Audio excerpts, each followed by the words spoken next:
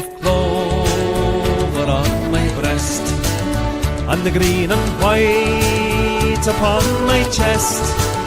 It's such a joy for us to see, for they play football the Celtic way, for they play football the Celtic way, for they play football the Celtic way, 'cause they play football the Celtic way.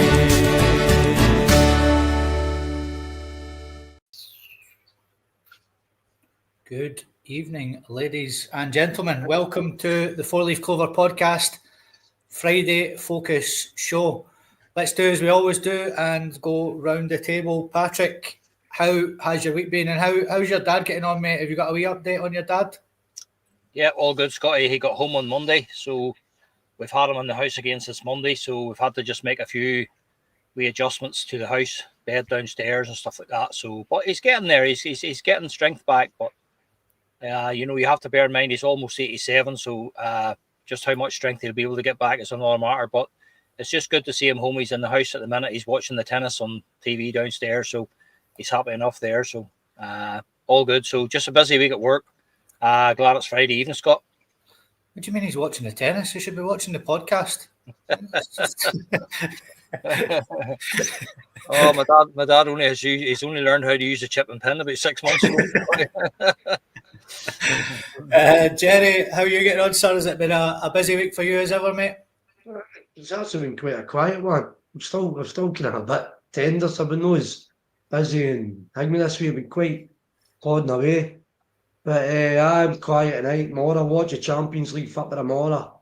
Mm-hmm. I've got a christening and a Holy Communion on Sunday, so I've a few drinks in me. I'll be quiet this weekend, but just watching that Mobland, mate.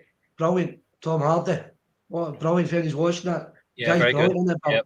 The only thing is, the guy's brilliant in it, but I don't need my wife telling me every 5 minutes, oh, he's brilliant. So she's telling me every 5 minutes, no, but if anybody's watched that, I'm on 4 episodes, really enjoying it. Mate, she shouldn't be looking at Tom Hardy when she's got Alec Baldwin in the house. Yeah. Andy, good to see you not in your truck, mate, and chilling at the house. How has your week been? Has it been mental as ever, mate, up and down the country? Aye, I just get back here for Ireland this afternoon, and I'm way back here early on Monday morning as well, way back again. I've got major stuff needing done to the lorry, so it's going to take about 3 days or something like that, so I'll be bouncing about on Ireland doing stuff with somebody else's truck. But other than that, I kept busy as usual.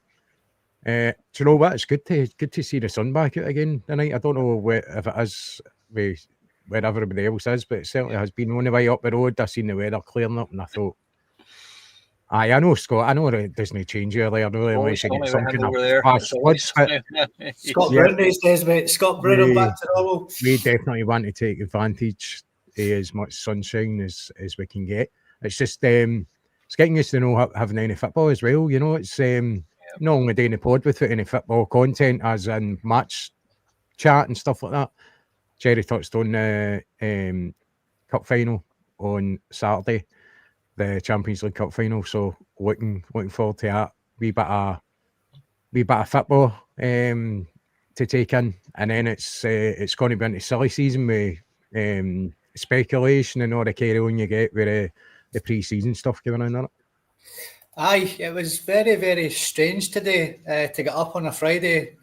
For those that know, obviously I don't know, I work nights and I always have to get one of the other guys if I'm working to have a look at Brendan's press conference for me and try and take notes. And the day is normal on a Friday, I just flicked on YouTube expecting to see his press conference and it wasn't there. And it's not going to be there for the next sort of 6 weeks. So we've got to get used to that. But there is other Celtic content out there, as Randy just said there. Breaking news today, Paddy, great news for Jeremy Frimpong, who has signed for Liverpool, mate, today, £29.5 million. amazing, really, mate. When you think we got him for the Man City kids, mate, for 450 grand, and Celtic will get a nice fat check of £5.5 million from this deal as well. Unbelievable, mate, isn't it? Yeah, it's a win-win for everybody, Scott. Fantastic for the player. What a move for him. Liverpool newly crowned champions of England again. Champions League football again to look forward to next year. And he's also, I think his mate, Florian Wirtz, I think he's not far behind. I don't know where that deal has been done or not, but I think he's coming as well. And that guy's just different class. So, fantastic move for the wee guy. I always liked him when he was Celtic. He played the game with a smile on his face. He was a cracking wee player. People sometimes forget that. The speed of him up and down the wing, his determination, his tenacity. He was just a fantastic wee signing for us. And again, for any young player in that situation, it should show you that Celtic is a fantastic platform to go to. You get your opportunity there. You'll get your opportunity to play. You'll get your opportunity to win trophies. Put yourself in the marketplace. You'll get exposure at the very highest level of Europe. It'll help you into the international squad as well. And ultimately, it'll lead to a big move for you if you're talented enough. It will lead to a massive move down the line, and that's what it is for him. Just fantastic for him. Great move for him. Great move for Celtic. And as I say, brilliant for Celtic to get that.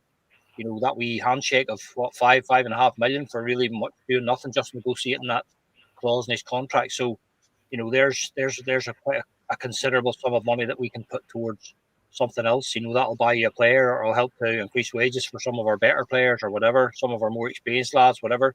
But just a win-win for everybody. But I'm delighted for Jeremy Frimpong because he deserves it. He was fantastic for us. He's been outstanding for Leverkusen. You see that. I would see quite a lot of the German games on TV, and I just know from social media how popular he is with Leverkusen and how popular he is in Germany. So just great to see for him. Fantastic. It's mental, Jerry, isn't it? It just shows you the business model that Celtic have. 5.5 million. I mean, some would say that would buy the quarter of some sort of tin pot club kicking about these days, but it's good money. We'll get onto that later, but it just shows you how good Celtic have been in this sort of, this business model that we've had over the years. Yeah, listen, there's no thing we talked enough. Celtic, that side is brilliant, isn't it? Pulling in money for sometimes leaving anything. Listen, 24-year-old, sparring face, 3 great seasons at Leverkusen, 24. That's him playing for Holland now. Speed there, dropping down the right back. Listen, the only thing is I wish he stayed a wee bit longer. I think I miss him that way. I wish he stayed a wee bit longer, Scott. I still remember the time with Rangers at the 2019 Cup final. He was outstanding that day. Then he got sent off against Morelos, remember? Yeah, and saved the penalty. Outstanding that day. What a player. As I say, what can you do? I mean, that nearly 30 million quid. You talk about popular, he's very popular at Celtic straight away as well with fans. So he was very popular. I just wish he stayed a wee bit longer, but these things happen, and they could tell straight away he was going to bigger things straight away after a few games. Good luck to him. Good luck to him. It's mental, Andy, isn't it? I know you're a massive fan of the youth players coming through and things like that, mate, and a lot of them have left, and it hasn't worked out for them. It just shows you the progression that you can make by coming to Celtic as a youngster. There's loads of young players, especially down in England, like Frimpong, who can break into your Liverpools, your Man Cities, and the Chelseas and the teams like that. They've got fantastic youngsters that are never ever going to make it. So it's maybe something that Celtic can tap into a bit more, because we get them on a reduced fee for the cross-border thing as well. I know we want to promote within ourselves, but these diamonds, these rough diamonds are out there, mate, and it's just great to see that Celtic are profiting off this. Just before I go into that, I just want to flag this wee message, great wee message here for Penelope pit stop. Grandad's 90 a day, 80 years a Celtic supporter, so brilliant. Many happy returns. Happy birthday to your granddad. Thanks for watching, all the best. Great innings. On to Frimpong. I'm going to be the odd one out here, out of everybody. See, when Frimpong was at Celtic, I thought he was all right. I don't think it was fantastic, but what I will say is, once he went to Leverkusen, he really kicked on and his game really came on. So, you can imagine that going to Liverpool now, he's then going to progress even more. I think he'll develop even more because he's came for a really good team. That especially last season, like the season before, they were fantastic. Leverkusen played, so absolutely destroying teams, great results. Obviously, Alonso's away to Real Madrid now, so that you might start seeing that team breaking up. You know, with that kind of unit that was an absolute solid unit when they won Bundesliga. I think you're going to. He'll be. I think that's a bargain, but they've got him at 29 million. You think he has the fees in this day and age? Yeah. And when you talk about the fee that Celtic's getting or the kind of breakaway for that, that just shows you the good business that Celtic's done in the transfer market by selling clauses and stuff like that with players. We have done some fantastic business, and that will continue because this has been 25, 30 years in the making. The whole kind of idea that this is how we're going to sustain ourselves through bringing players in, selling them on for a profit. And we've certainly done that. There's a prime example. Somebody that's, you know, he's away to the second club, but he's been to after Celtic and we're still making money on him. So that's good business savvy for whoever's making these deals. So you've got to take your hat after them and say well done on that. I'm pretty much sure that when it comes to O'Reilly and stuff like that, they'll have pretty much the same kind of clauses in there with players that have moved on, you know. So as much as people say when they leave Celtic, I'm not interested in Jerry, which I totally get, Jerry. But when they bring you in, they constantly bring you in money when they're moving from club to club, then it's a fantastic. You want them to do as well as they possibly can. Yep. Bang on, mate. Absolutely bang on. We've got over 100 of these watching already, which is great to see. So welcome. If this is your first time watching the podcast, please like, share and subscribe. As Boys on Tour just said there, I've got something for the lads later on this evening. It's going to be a new sort of little segment called Should I Stay or Should I Go? I've picked 10 players for them. And what we're going to do is we're going to go through them individually and we're going to decide should they stay or should they go. One that has been mentioned today in the media, Paddy, is Stephen Welsh, who is gathering a lot of interest from the Hungarian side, Ferencváros, I believe they're called, if I remember right. And I didn't know this. I thought Robbie Keane was still in Israel, but he's now the manager of them, apparently, in Hungary. Yeah. And he's looking at taking Stephen Welsh there. Before we get on to the 10 players, I haven't actually got Stephen Welsh in there because I thought he'd be off anyway. Do you think that would be a good move for him and a good move for Celtic, mate? It's a no-brainer, Scotty. You know, it's time to go, plain and simple. You know, the young lads had plenty of chances, you know, and we still call him a young lad, and really and truly we shouldn't even be calling him that. He's not a young player anymore. He's an experienced professional now. And it just hasn't happened for him. You know, there are many reasons behind that. You know, his injury record's not great. Anytime he looked as though he was maybe going to be given a chance or a wee run the team, he couldn't sustain it, either by poor form or just getting injured. I agree with Jerry. Jerry will say the same thing. You know, he tends to be rash in his tackles and stuff, and he goes in for stuff that he doesn't need to, and he risks injuring himself and stuff.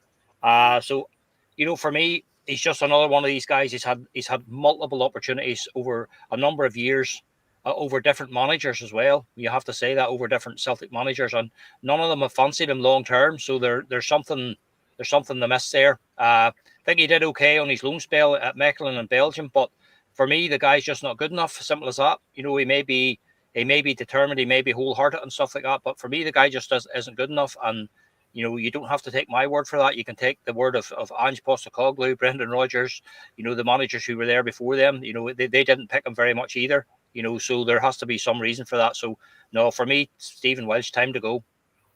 Yeah, Jerry, like I said, mate, I didn't put him in that sort of segment because I think he is one who's a definite to go up there with Lagerbielke.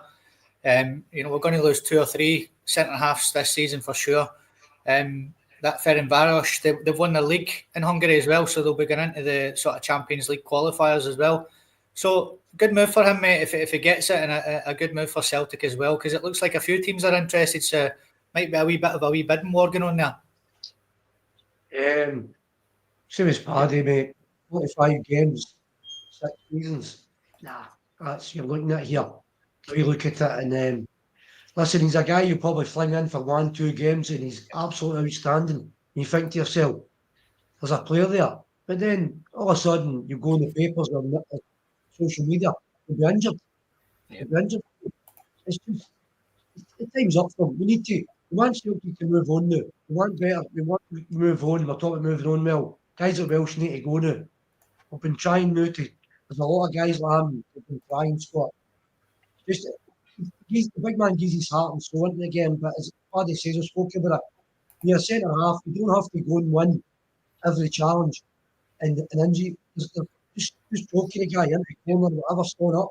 You don't have to be, just big man just rash and has to win every ball and ends up getting that's how we get so many injuries. Yeah. He tries to win the kind of challenges. Sometimes it's maybe 60-40 in other guy's favour and he's still trying to win it. So for me, if Celtic now are serious, we want to start moving on now and getting a. There's our squad last year. I think we used out of 20 odds, we used the same 15 kind of players every week. So for me, there's a lot of waste there. And by the way, the big man could go away and be brilliant elsewhere, and that these things just happen. It'd be good for him, and it's just as good for Celtic now. His time's up now for the big man. Yeah, Andy, we're all for giving youngsters a chance at Celtic. And as Paddy said, you can't class him as a youngster anymore. You know, he's been there quite a number of years. He has been given the chance, and when he's been given that chance, he's not exactly ripped the jersey off, Andy, has he? No.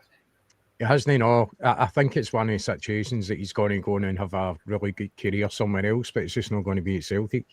A lot of these players are good players, they just don't seem to produce it at our club.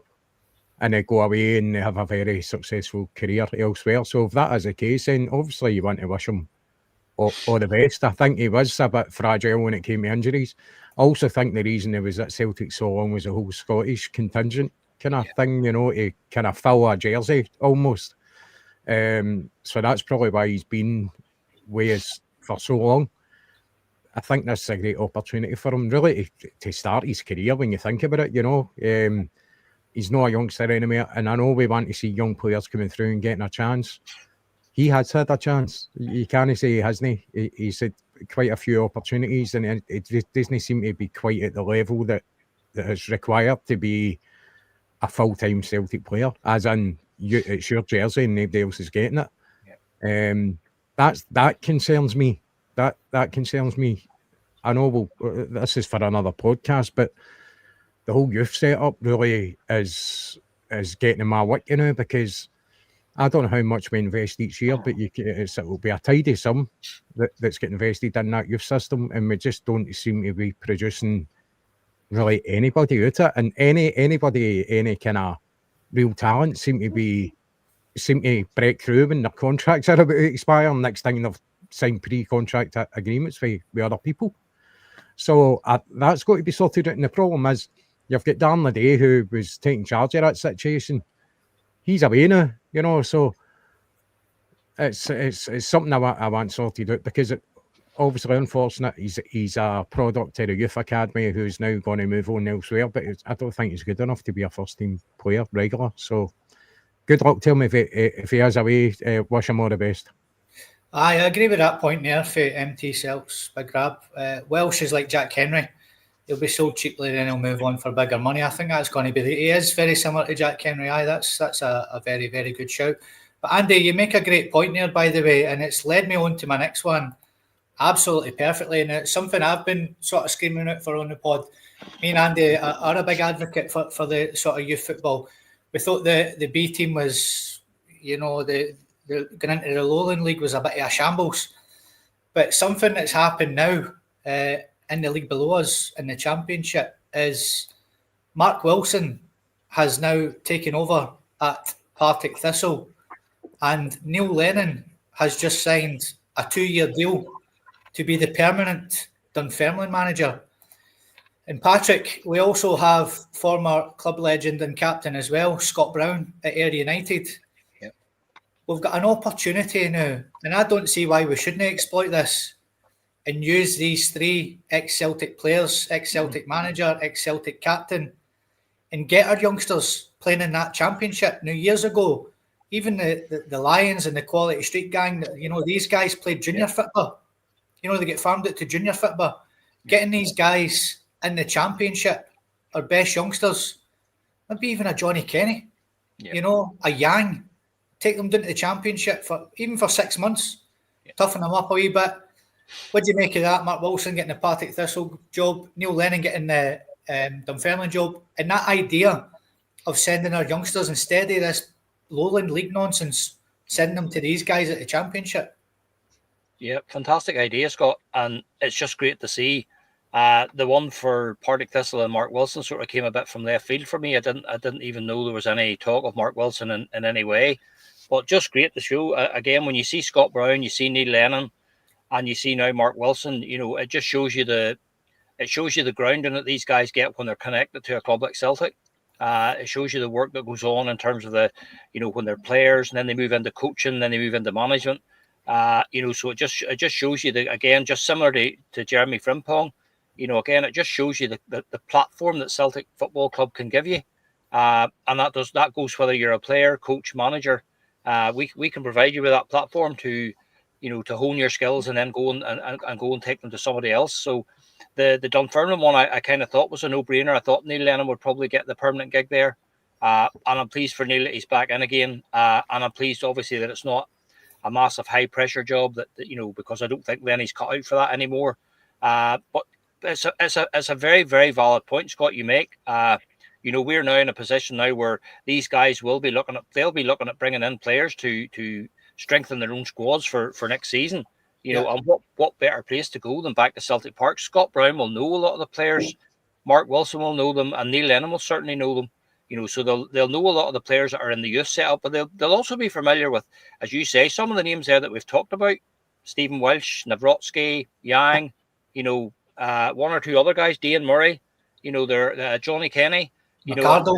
And this is what we're saying. The one thing that these players don't get. We talked about it on the podcast all season long about the guys who are on the fringes of it at Celtic at the minute. So who's going to come in and take the jersey from Dyson Maida? Lewis Palma. At no time did Lewis Palma ever threaten to take the jersey off any of the wingers here. You saw at the end of the season that James Forrest was becoming a first pick again, ahead of any of those guys. So that's what it means. These guys need games. It is difficult for them. Sometimes they come in and they make a cameo appearance, and they maybe only get 15 minutes or 10 minutes at the end of a game, and it's very, very difficult. Jerry will tell you that's very difficult to make any kind of an impression when you've not started the game. So this may be a perfect opportunity, even until Christmas time. Even just say a 6 months loan at the beginning of the season, for these guys to go to Dunfermline, to go to Partick Thistle, to go down to Ayr and get a few games. It's not even necessarily the level of football. Just get the games under their belt. Build up their strength, build up their character, and most of all, build up their sharpness, because there's nothing that creates sharpness in a player than playing matches. Jerry, I'll tell you, you can play and you can train until you're blue in the face, but you need to be playing to get that match sharpness. No, training doesn't ever reflect that level of sharpness that you get during a game. So for me, this is going to be could potentially be an absolute boon for Celtic, having those three guys all in the same division next year, and they're all going to be battling out against each other, and they're all going to be battling out. I'll bet you the phone at Celtic Park will begin ringing very, very shortly, looking to see who can we get. Have you got a centre half? Have you got a winger? Have you got a striker? Anybody that needs games, send them to us. And as I say, even at this stage, when the window opens in July, like a temporary 6 month loan for Johnny Kenny. He went back to Shamrock Rovers, which was brilliant. But again, the Championship will probably be that wee bit higher level again than the League of Ireland. So it would be brilliant for the likes of Johnny Kenny to get there. And as you say, Scott, the likes of Johnny Kenny to toughen him up and build him up a bit. To learn about the rough and tumble in Scottish football. And you're not going to get any better than that in the Championship, because I've seen some of the games there and it's quite physical stuff from time to time. And if you can mix it down there and play in that level, you could play anywhere. So definitely for us, it could open up a real floodgates for ourselves with a way of developing our own players, while at the same time helping out the club who need the players. Yeah. And Jerry, yourself, we don't have Resi Fitba anymore, which we had years ago, which toughened the young guys up. Junior Fitba as well, which we used to send them off to. If you look at Man City, for example, down the road, they sent a few boys out to the Championship in England, and now they're 20, 30, 40 million pound players. Yeah. They went down there, you had James Madison's as well, done all these things. It's a great idea, I think, to utilise these 3 ex-Celtic guys in the Championship and send their fringe team players down there. You know, instead of that B team nonsense, which is 6, 7 levels below the Premier League, it's never going to bring players on, never in a million years. First of all, congratulations to Wilson and Lenny getting the jobs, mate. It's great to see. But what do you think of this idea, mate, sending the sort of youngsters into these guys to get game time and toughen them up? Aye. Oh, I'm all for it. As you say, I'm always shouting about reserve football, bringing it back and stuff like that. But that's the next best thing for me, the Championship. If the players can go there. Listen, Rodgers, everybody's shouting about Cummings scoring the goals in that division. Brendan Rodgers told you himself he's not physically ready to go and play. I know folk might say West Ham want him, but they'll take a gamble, no bother or Andy. That's what they did. Take 10 players and just throw them away. But for me, Rodgers telling you the same thing. These youth football now, they don't play against MDT. If you play youth football now, you go the way through to. If you went first team football, that'd be the first adult you played football against at maybe 18 or 19 years of age. Where years ago you reserves, juniors, toughened you up, physically getting ready. It's going to work out hopefully good for Celtic this Championship. Hopefully Lennon and all get in there. By the way, it's good to see Lennon back. So because he's 53-year-old there, he wasted doing nothing in football. To me, it's when you get to 50 now, you're an old dinosaur and all that. I know these young coaches with PowerPoints and just talk tactics, talk good stuff, but actually they're the good managers. Yeah. And they man-to-man managers, no, they've not even done it before. So it's good to see Lennon back that way, Scott. So as Scott Brown doing again. I was surprised if Scott Brown stays at United, especially some of the jobs like Dundee and stuff like that. Brown could be sniffing about in the Premier. I think he's really a bit cut up, no making the playoff there. I think his ambitions to go higher himself, you know. But as far as I'm concerned, Celtic, I could go back to the youth football, and I always say this, I know, but you watch the BP Cup games and you say to yourself, there's about 11 or 12 cracking football players out there. Then you realise the Monday Celtic's released them all. And you think to yourself, it would cost nothing to keep these guys at Celtic till 20 years of age. Nothing. You pay one player, would cover 10 boys at 16 years of age to their 20 years of age at Celtic. So they're releasing these guys far too early at 16. There's some way where you can try to 20 years of age. I'm not saying like Welsh now at 25, but see these boys getting released at 16 years of age, Scott, and 17. You're not a man then. You're still learning. And I feel when you're paying these guys £180 a week and stuff like that, these guys should be getting contracts to their 20 years of age. Then decide if they're good enough or not. So Celtic should be looking at something like that as well. I feel as if they get rid of the boys a wee bit too early in Scottish football. So they do. But I am all for that Championship. Be brilliant if they can get the players out there and toughen them up. I think it would do the world a good, especially in that division. Be brilliant for them. Aye, bang on, mate. Absolutely bang on. Andy, the conveyor belt at Celtic, especially with the youngsters, we keep saying it all the time, especially me and you. I know what we spoke about it on this podcast and previous podcasts as well, is that they're on the conveyor belt, but before they get to the end and fall off and go into Celtic's lap, other teams are coming in and getting them before they fall off the end of the conveyor belt. Would it be a great idea for Brendan Rodgers to sit these boys down and say, there is a pathway at Celtic, but what I'm going to do with you is I'm going to send you to Neil Lennon for a season. I'm going to send you to Scott Brown for a season. I'm going to send you to Partick Thistle with Mark Wilson. By the way, Ayr United, Dunfermline and Partick Thistle are big clubs. You know, playing in front of big crowds because of these managers now. So go and see what it's like. See if you can handle it there. If you can handle it there, Neil Lennon's going to tell me the truth. Scott Brown's going to tell me the truth. And Matt Wilson's going to tell me the truth. Get them sent out to these guys. 6 months, as Paddy said, or a season. Toughen them up. Neil Lennon says, listen, this boy's got it. You know, have him back. Get him in that, run about that first team. Or he's not got it. Simple as. These guys are going to tell you how it is. I think we suffered with not having the reserve league, you know, because these young players were mixing it with pros for the first team that were maybe coming back from an injury and gaining a lot of experience for that and playing against other players for other top clubs who were dropped down into the reserve team to maybe get their fitness up or recover from injury or whatever and maybe improve their form. So you were always constantly learning, and then you go further back again, obviously, just touching on the Lisbon Lions and then the Quality Street kids and stuff like that, you know, going out to to junior clubs, and that was a hard one. That was, you know, you were up against men. There wasn't any messing about.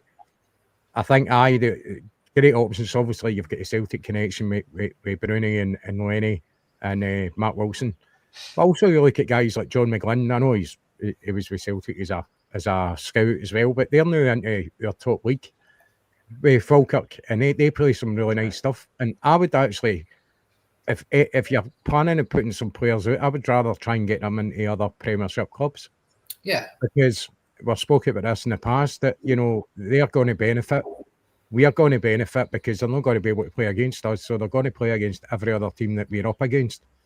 So it's a win-win situation. They're going to get first team football in the top league, against better players. But I totally get the option again if it does arise to the Championship, where you're going up against guys that have maybe had a really good professional career and dropped down a division, you know, towards the end of their career.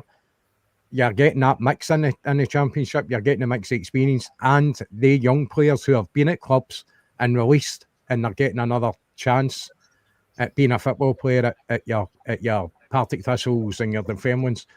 So they would learn off of them, because they would learn off of obviously the experienced players, and off of the players that have dropped down that level to kickstart their career, to say, look, this is what I've had today to get back into football again. It might make them realise, listen, I need to grasp opportunities I've got here and realise the position I'm in at a club at Celtic, that I need to put everything in it and totally commit myself into the games. But a lot of these players could be doing everything they possibly can, and they're just not playing good enough opposition to up their game. So something's definitely got to happen. That they'll know that the reserve league isn't going to come back. That's gone. No. So you need to think a different strategy. If that's the route we need to go down, then I think it's really good options there. I think it's good to utilise your contacts for both sides, Celtic, and when you're talking about Lennon, Bruni and Wilson, you know, they've got that Celtic connection. So they'd be putting the feelers out saying, I'm looking for a left back or a midfielder, or what can you do? And just talking about McArdle, you know, we've not seen a lot of him, but what we've seen is you can see that the boys get talent. You just need somebody to nurture that, and you need game time as well. So first team football, if any of them can give him that, he's definitely going to benefit out it, and so will we overall. Yeah, 17-year-old McArdle, Ayr United, learning off of Scott Brown, a midfielder, or going to Dunfermline and learning off Neil Lennon. You know, you can't buy that, man. You know, it's unbelievable. So, I mean, I think it's a great option that Celtic have, and I'm sure, like I said, the three managers will be thinking that as well. You know, they'll be on the phone to Brendan Rodgers. I know that especially Lenny and Bruni still keep in contact with him anyway, so I don't know what's happening with Mark Wilson, obviously, but they two definitely keep in touch with him, and it could be a fantastic option. So, moving on, the big news today coming out of Scottish football is from across the city. The Sad Bear 69ers, Patrick, have a £20 million cash injection and have been taken over by the Sad Bear 69ers. Randy Tim will be busy this season, I'm sure. Paddy, for me, I want to look at it from Celtic's perspective and not from theirs. I don't really care what they're doing, to be honest with you. But what it does is it gives us a wee shot in the arm as well. For me, them getting a 20 million cash injection is like giving it to Aberdeen, Hearts or Hibs. It makes no odds to me. What that does for me is it keeps the lights on for them. They've got a stadium to fix, they've got bills to pay, they've got all these different other things. That's no Kylian Mbappe hasn't got to turn up at Prestwick Airport on Monday morning and get in a private motor and go to Ibrox. Those days are gone. You know, it's never ever going to happen. They've got a new chief exec that starts on Monday. I think they're hoping for the Mo Johnston moment or the Graham Souness moment where he comes out the door and it's the big surprise unveil of the new manager on Monday morning. I think this is what they're expecting. But flip that on its head, it gives Celtic that massive shot in the arm now and gives us a wee bit more competition than what we haven't had for, nearly 25 years now. Yeah. And I would just urge a bit of caution, Scotty, with it because, you know, as anybody who knows what happened when Fergus McCann first came into Celtic, you know, very similar situation. Maybe maybe, well, I don't know, because I'm not sure whether their figures are all always accurate or not, but maybe they weren't just as in as dire a position as we were then. But Fergus McCann, it's well documented. I think it was the first £6 or £7 million that Fergus put in went down a black hole to pay off debt. So I don't know how much I think he invested something like 9, almost 10 million of his own money initially, but I know the first 6 or 7 million literally went down a black hole to pay debt. So this 20 million is just to basically, a lot of that will be used to balance the books again. Rangers Football Club are still a loss-making operation. They're still losing money. They're losing money every season. So what that 20 million has done is it's basically to put the club back on an even keel again and try to make it a profit-making football and profit-making business once again. You can't argue with the caliber of some of the guys that are being involved with them. The guy has done wonders for Leeds United. But again, as we've said in this podcast before, Celtic Football Club aren't where we are today because we fluked something or we got lucky, and we didn't have a big Saudi Arabian sheikh coming in and giving us hundreds of millions of pounds. Celtic got their house in order many, many years ago, starting with Fergus McCann. He put the house in order again, and he transformed a club that was losing money hand over fist. He transformed that into a money-making operation again. And at the same time, he also rebuilt the stadium as well. Let's not forget that as well. He completely revamped and rebuilt the stadium. And very, very quickly, we went from being, a financial basket case of a club, because that's what we were. We went from being a financial basket case to now being the superpower in Scotland. And you can say what you like about that, but that's the case. But that has taken, if you go back to Fergus McCann, you're talking the late 90s. So even Martin O'Neill came in the year 2000. That's 25 years ago. That's what's taken for us to be, to get our house in order, to watch the pennies, invest when we can, spend when we can, sell when we can, balance the books every single season, always try to come out of every transfer window stronger than when you went into it. That anybody who thinks that this consortium, or whatever you want to call them, is just going to be the white knight riding into Rangers rescue, you're living in cloud cuckoo land. They're absolutely living in cloud cuckoo land. 20 million is a drop in the ocean to what's going to be needed to seriously put that club back on an even footing where they can possibly look at challenging Celtic. You just have to see, with all due respect, you see the caliber of some of the guys that they interviewed outside the stadium today. These guys are desperately clinging to absolutely anything that resembles good news for them or whatever. But the one thing I will say, which I would urge caution if I was a Rangers fan tonight, all the old guys, all the old guard who were diehard Rangers men that were remaining on that board of directors, they're all gone. And they've now been replaced by hard-nosed businessmen. So the guys who were there, the diehards who were there, that were doing everything in their power to keep the lights on, soft loans here, soft loans there, share issues and stuff to keep the lights on.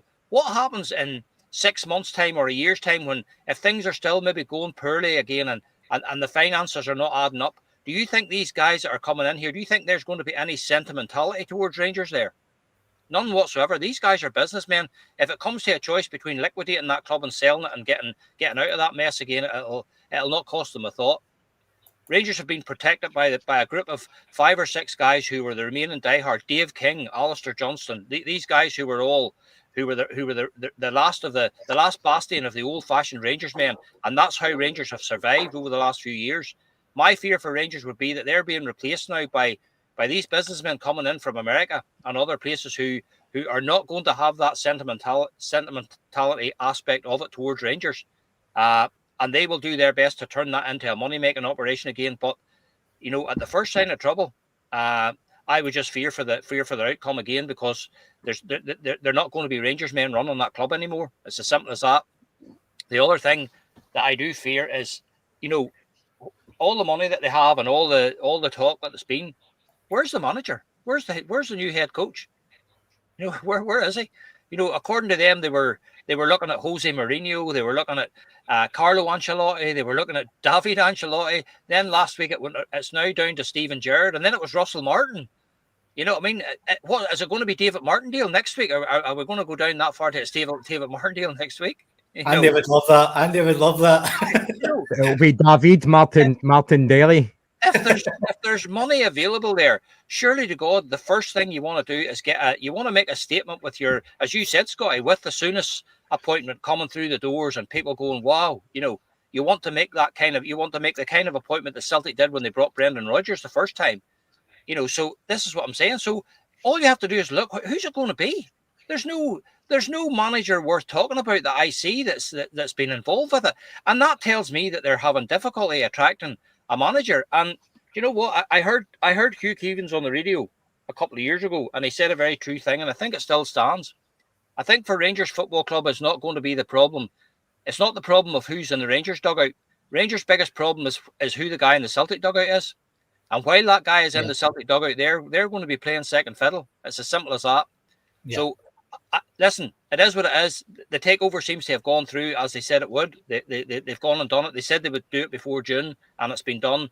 But Andy and me have talked about this before. Things have changed since the Souness era. Changed big time. You can't just go and buy the England team and throw them into your team anymore. You can't do that anymore. Celtic can't do that. You know what I mean? We can't do it. You can only spend a percentage of what you earn. And as I said to you earlier, the earlier point I tried to make was up until now, Rangers have still been losing money. So they need to transform that club into a club who starts to make money before they can even look at spending money on players. It's not a matter of just throwing 20 million in for players. And I mean, again, if you want to talk that, what does 20 million buy you? When you consider, Rangers fans would probably tell you they want probably 5 or 6 or maybe 7 of the current first team, they want them gone. So if you're going to be buying 5, 6 players to replace them, what does 20 million buy you if you need 6 players? We spent 11 million on Arne Engels. We spent 9 million on Adam Ida. So are Rangers going to go down that road of a Torrey Andre Flo and then fill it in with journeymen again, whatever? 20 million won't buy you a lot of money, but that 20 million is just being used to stabilise the club's finances. That's all that is. And I wouldn't be a bit surprised to see in the next few days and weeks ahead the announcement of another share issue where they basically go with a begging bowl to the fans again. That wouldn't surprise me in the slightest. Yeah, I mean, Jerry, I've got no concerns whatsoever about a 20 million injection to any club in Scottish football. Celtic are sitting with 100 million in the bank. We've had a net spend over the past sort of 5-6 seasons of nothing. The money we're bringing in for our fringe players is more money than they're bringing in for their first team players. Yeah. We've seen that in the past. We get £5.5 million a day for a guy who's not even at Celtic. Doesn't even play for us anymore. It's the differences in levels we're talking about here is astronomical. It's astronomical, mate. Are you worried? No, not really, no. Listen, I'll be honest. I think it's a good thing for Celtic. I think it's a good thing for us. We should learn now. If we don't get in 10 in a row, we don't stop now. As in, go back the way now. We should never go back the way now. We've got to keep progressing this club forward. So, if you want to keep Brendan Rodgers here, do you think Brendan Rodgers is going to stay and get league titles sewed up for Christmas, Scott? No chance. Brendan Rodgers and good football players will no stay when you get titles sewed up for Christmas. You need a strong Rangers. Don't want Rangers winning leagues or titles. Near a day. I don't want them winning trophies. But we need a strong Rangers. Need it, and that plays a better out in Celtic. So it helps us all round. Listen, Rangers are no willing to ever. The last few years they've never wanted to take a year out and 5 year out and build something. It's all about stopping Celtic. That's all they've done. As Paddy says, McCann came in and changed Celtic forever. Tommy Burns wanted more money, wanted this, but McCann was building restaurants, stadiums, and saying, Tommy, I'm building something that's going to last forever. Challenge for every year, forever. Not just a 1 year, stop them, and let's see if we can get the money for you again. No, Celtic's built that now. Well, Rangers have still need to go through all that and build all that. It'll take years to build that. So for me, but it won't bother me. Celtic, we don't look after ourselves. We just keep doing what we're doing, keep progressing and building. And I'm happy with what Celtic's doing. I don't really care because I crosshair. Something had to happen. Somebody had to buy something. They couldn't go the way they were going. They were definitely going to go back the way to administration again. That's the way they were going. So I'll just look after Celtic lads and keep while we're going. We'll let them worry about there. Aye. Andy, 20 million, as Paddy said, you know, it's a drop in the ocean to Celtic, really. Those sort of figures, we'll bring that in for our fringe players, without a shadow of a doubt. Celtic board in the past have been accused of sleeping at the wheel. Do you think this gives us a wee sort of shot in the arm just to be better than what we were last season in the transfer market and blow them out of the water this summer and encourage Brendan Rodgers to stay? How many times have we said we're going to blow them out the water and we don't? Let's remember we've lost twice to them this season, and scraped through in a League Cup final as well, and that's us streets ahead of them. So if the investment is serious, then Celtic need to up their game, but Celtic should be upping their game no matter who the competition is or how much money is coming from across the city. I think you've always got to be proactive and no reactive. I think if you do see Celtic sticking their own in a pocket again this season, you can look at it as being reactive, depending on what happens earlier. But let's put it into perspective here. They're getting a £20 million investment. As of the last records that were released, it was over £26 million in debt. Yep. Right? And they've got to buy Cortez this summer as well for £5 million. So there's over £30 million done already. There's other things behind the scenes that's not been released, so you could add maybe another paying ex-managers still. They're still paying 3 ex-managers. 5 or 10 million onto that. There's 40 million. Every year we're 10,000 ahead of them when it comes to attendance for every game, right? So we're a step ahead of the game there. And when it comes to merchandise, we sell far more merchandise than they do. So we're a step ahead of them again. And let's look at it this way. Their £20 million investment, how much did we sell one player for? Matt O'Reilly. 29-30 million. Yep. That's just one player that we sold.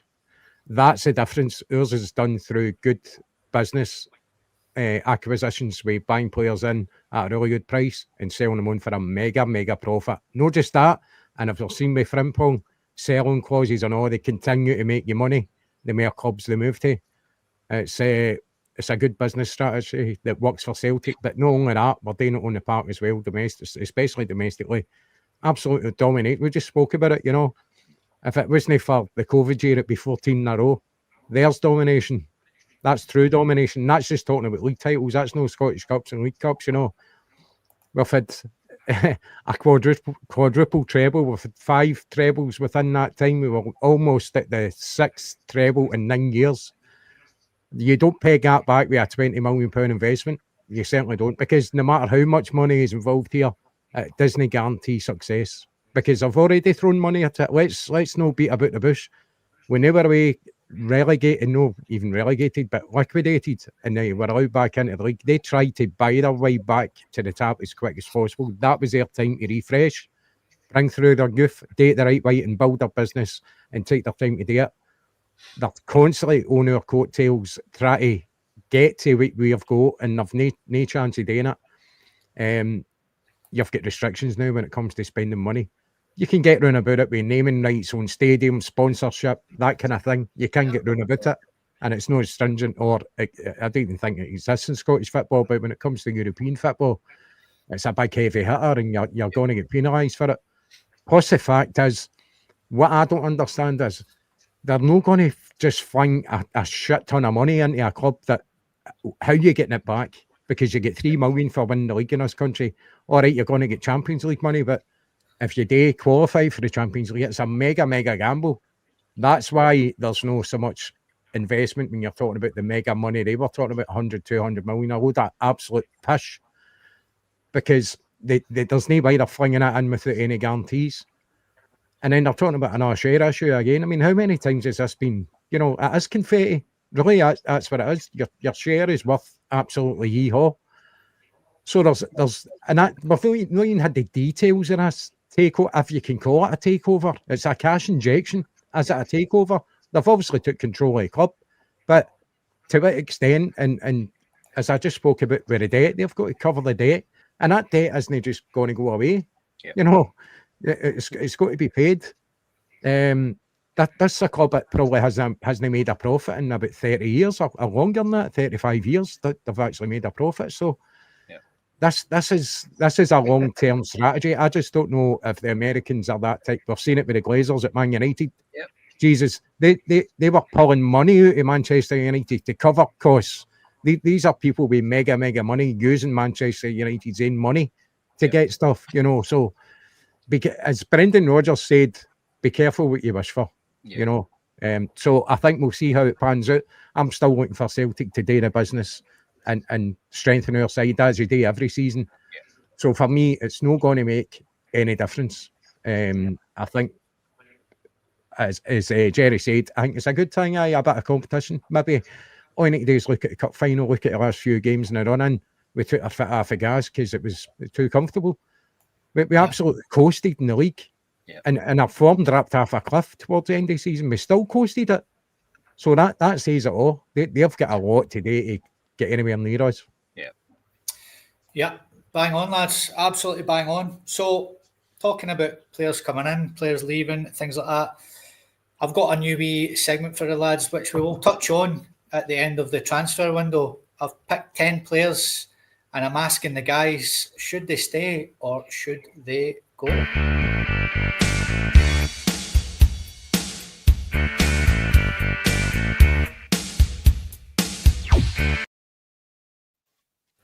Now, I want you to get involved in the comments as well. I've picked 10 players. We mentioned ones like Stephen Welsh earlier, Lagerbielke, who are probably certainties to believe in, but I've tried to pick 10 that could stay or could go. I want the panel and yourselves to give me your opinion. Will they stay or will they go? So, first up for you this evening, ladies and gentlemen, might be a wee bit of a shock to one or two of this, but I've heard rumblings over the past couple of days that the first one could be Kasper Schmeichel. Now, we know he's had that injury. We've seen the sort of performance in the cup final there. Wasn't he sort of diving on it? When he did dive on it, he made a mistake. All the penalty kicks, he dived the opposite way of his injury, and Aberdeen exploited that and fired it in the opposite direction, obviously doing their homework. There's potential that he could retire and could call it a day. Paddy, Kasper Schmeichel, will he stay or will he go? I think looking at it on the whole, Scotty, I think he will stay. I think he'll stay for at least one more season. I think he just showed signs at the end of the season there that he just wasn't fully fit again after the shoulder injury. And again, you know, for a goalkeeper, that's going to be very important. But I still think on his day, if he's fully fit and there's no lasting damage to the shoulder, I still think he stays as a very capable number one or even a number two if we have another goalkeeper coming in. So for me, I don't think Kasper Schmeichel goes this summer. Jerry, Kasper Schmeichel for you, staying or going? I'm firm staying. I think the guy had a great season up to the injury.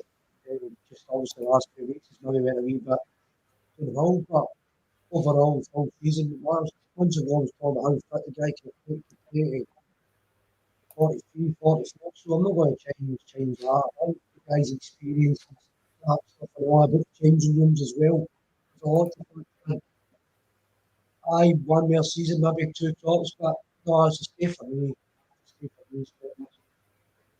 Okay, and Kasper, for you, staying or going? Quite mixed on the old comments here, probably 50-50, I would say. I was quite surprised when you brought him up before we went live. I was quite surprised by that. But then when you look at his injury, you look at his age, you wonder if he's going to make a full recovery, don't you? And really, you want your best players to be in the best condition. I think time will tell.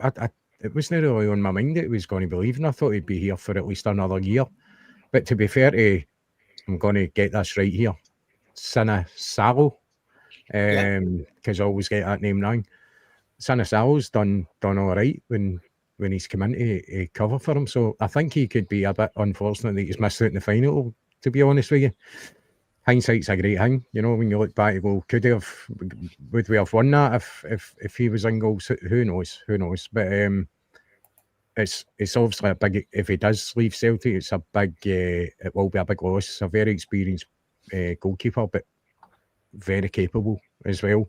But you do wonder what can affect this injury he's had on him and how it's going to affect him psychologically when we're just talking about him diving into that side that it doesn't quite want to do. It's almost as if I'm scared it's going to happen again. And as we know, as you get older, things take a wee bit longer to heal, and sometimes they don't at all. You know, you're kind of just afflicted with it forever. So I think time will tell, but we're obviously getting Doolan back for Aberdeen, but we're still going to need another keeper, top quality keeper, because I think Doolan will be the number 3 keeper.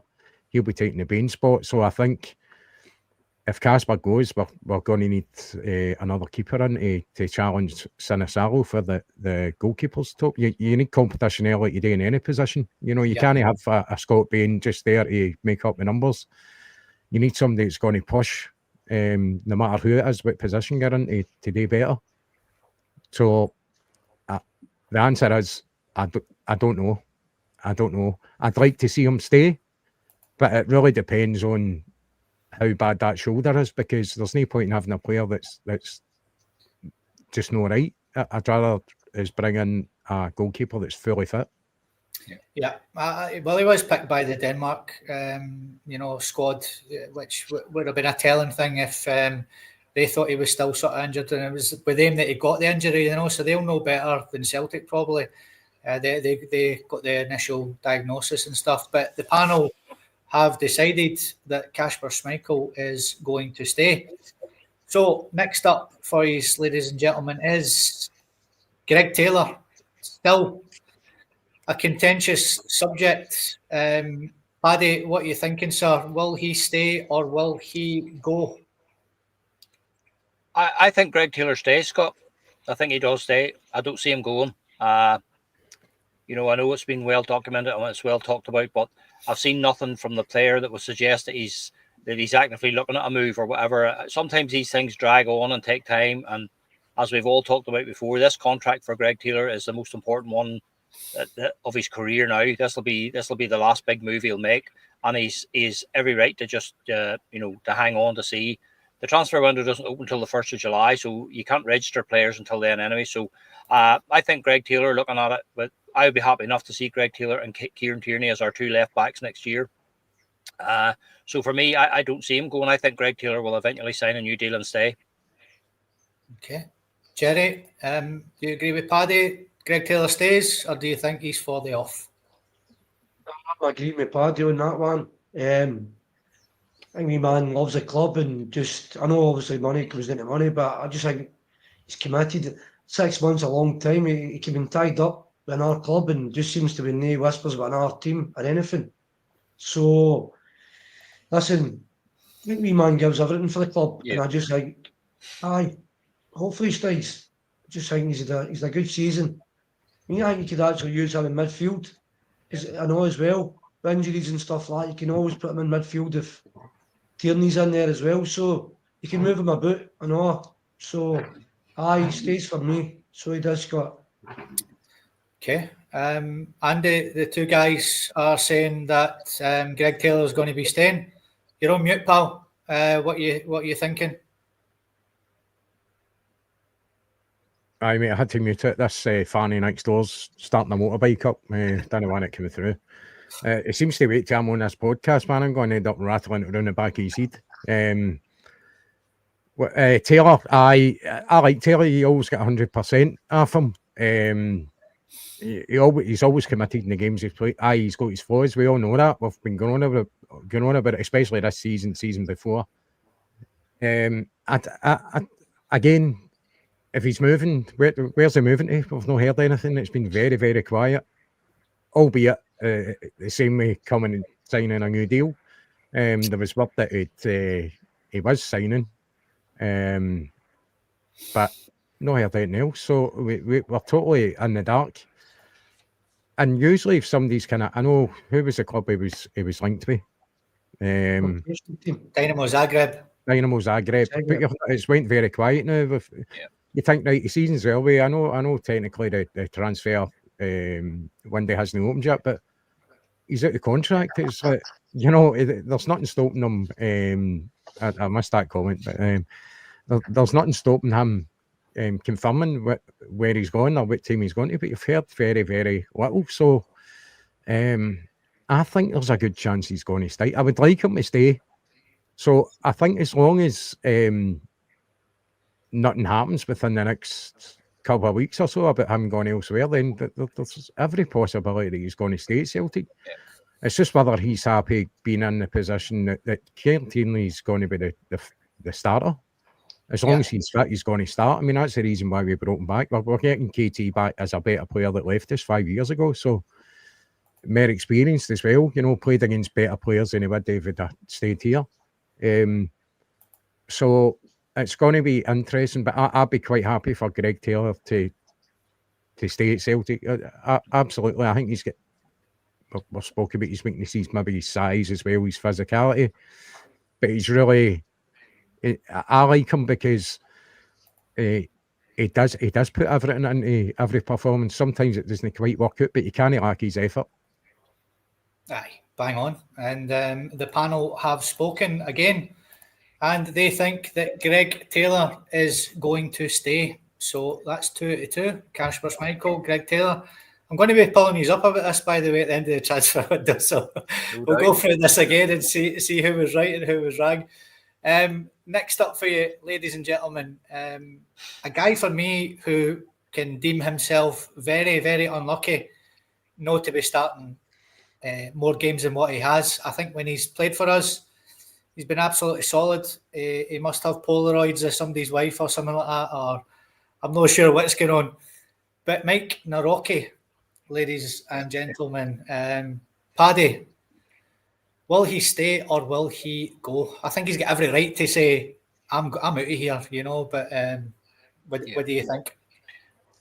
There's something going on, Scott, there. There's a reason why that Brendan doesn't seem to pick him. When we were right up against the wall towards the end of the season, he slotted in for a couple of games and was outstanding. Outstanding in the defeat against Rangers at Celtic Park, the best player we had. So it's a strange one for me, but I'm looking at it from his point of view. You know, I think he needs to be playing. He needs to be playing. If he's not going to get some kind of regular game time, well, then I think he needs to move on. Whether that happens this summer or not, I'm not entirely sure because we need to wait and see, I suppose, what's happening. But you know, you've got Cameron Carter-Vickers, you've got Austin Trusty, you've got Liam Scales. We talked about Stephen Welsh. There's quite a lot of players in that ilk, but I think Nawrocki looks like a cracking player. But I just have a feeling that this summer he could go. Okay. Jerry, are you with Paddy? Do you think he'll be off? I think if he was to go off, we can use a loan deal and this is away. I don't think we should sell him. I think the guy needs... I think we all need to see him played for 6 months. If he come in every so often and play brilliant for one game, then he's away again. Then I think he should be at least loaned to get a right good look at him over a 6 month period. Preferably a Scottish club. To see how because it's a very strange one. I mean, looking from the outside, you would think he's been treated quite harshly, isn't he? From the outside. You see, we don't know what goes on at the club, but you know how I feel about the training. I'm not interested in how good or bad you're at training. You turn up on a Saturday and you do well, then so be it. I know obviously it's 24/7 now on the ball. These clubs, understandable. But no, I think he's just turned 24 there in February or March. So for me, a 1 year loan deal at a Scottish club, and we can all make up our minds at a club. There's just something strange about him. I don't know what. I think as he's saying, it's quite strange when he's feeling like brilliant, but this is it, innit? Come in for that one game. A lot of players can do that 1 or 2 games. It's doing it over a period, and all of a sudden you start to see the mistakes coming in. So for me, if we can do that, it's either an eye or no. But if you can go on alone, for how to use that spot, I'd like to see him going alone. Okay, mate. Okay, so Paddy thinks he's going. Andy, Jerry wants him to stay but go on loan. You've got the deciding vote, mate. What are you thinking? I just think that if Brendan really didn't like the look of him, then he would already be away. I think there was, Lagerbielke coming out on loan, Welsh went away out on loan, and it's like, is it just a numbers game? He just had to have somebody in reserve there just to kind of back us up numbers wise. Is that the only reason why he's still here? I actually quite like him as a player. Before, when he just signed, I had a look at a lot of the footage at Legia, and I quite liked him. He does lack pace, but big Carter Vickers isn't he quickest, but he reads the game very well in his positional sense. Not quite so much with Naroki when it comes to positional sense, but he has, as a defender, when you want a defender to defend, then he's done all right anytime he's come in, really, when you think about it. John Terry didn't help this. No, and very fleeting appearances as well. No a sustained period in the team to have any kind of real opinion about him. Not that we're experts, but we're football fans, and we know. I'd like to think we know players when we see them. You've either got it or you've no. I do like him. I'd heard talk that Legia were coming back in for him to maybe take him on loan with view to take him on a permanent transfer. Whether that's going to happen, I don't know. Overall, I like him as a player, but I think if you're looking to up your game in the Champions League and really progress the team when it comes to quality, then I think he has to go. Because I think you do need to get better players in than Rocky. You need to get better players in than Trusty, and you need to get better players in than Scales. I mean, you look at it, Trusty and Scales are above the pecking order with the big man. So it's unfortunate for him. It's maybe just no work to Celtic. He's probably better maybe going back to Legia and signing a permanent deal with him, or maybe getting a move away for him somewhere else. But unfortunate, because I do like him as a player. But as I say, I think maybe his pace lets him down. There's definitely something that Brendan's no taking to him with. And I think it's simply just a numbers game, the reason why he's still here. Otherwise, he would have already be away on loan. So I think he might go.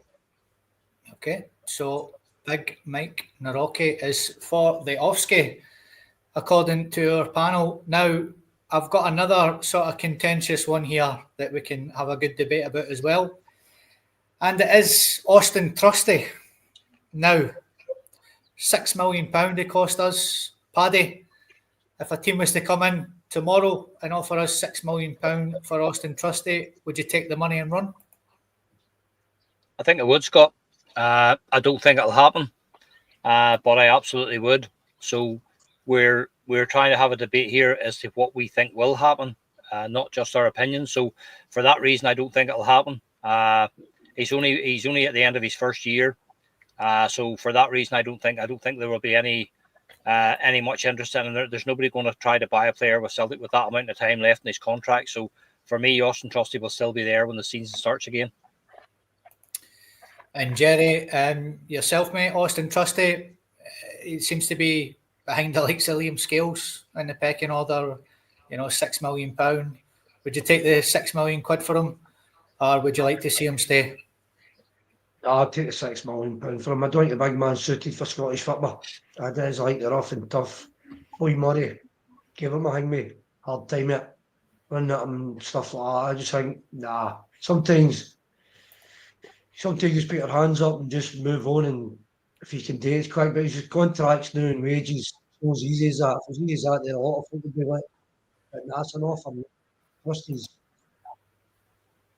Okay, that's fine. And Andy, two are asking for Trusty to go. What are you thinking yourself, mate? He hasn't exactly set the heather on fire, has he, mate?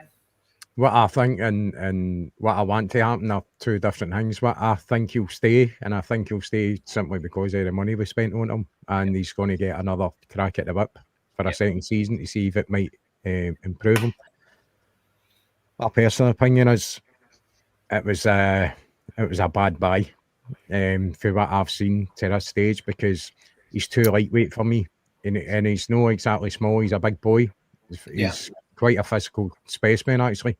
You rated him like this sort of similar to Julian, didn't you, mate? Julian, aye, far too lightweight.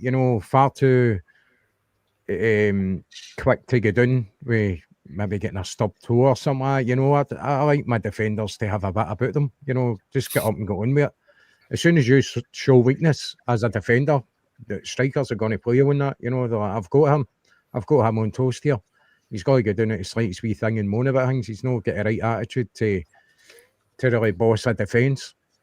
I think I think he'll stay for that reason. Plus the fact, I think we spent about 5 million on Rocky and probably around about the same amount in Lagerbielke. That, and then you've got Kobayashi as well. It's away the money that was spent on it, not quite as much, I don't think. But and then if you're putting out again another £6 million defender, that's a lot of money to kind of no throw away because you're going to get something back. But it doesn't bode well for the recruitment team when you're bringing players like that in and not winning them or making the grade.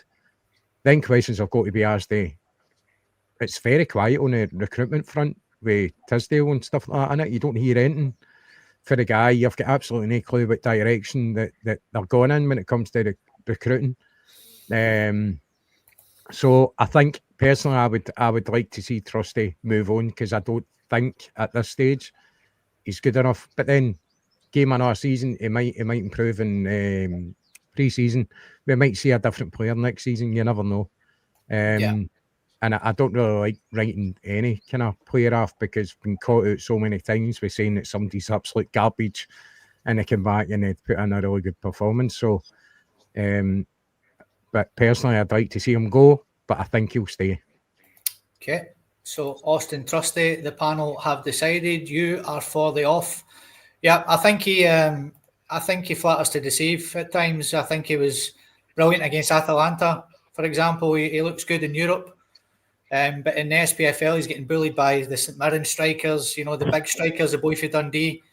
He doesn't like it, and I think teams have picked up on that in Scotland.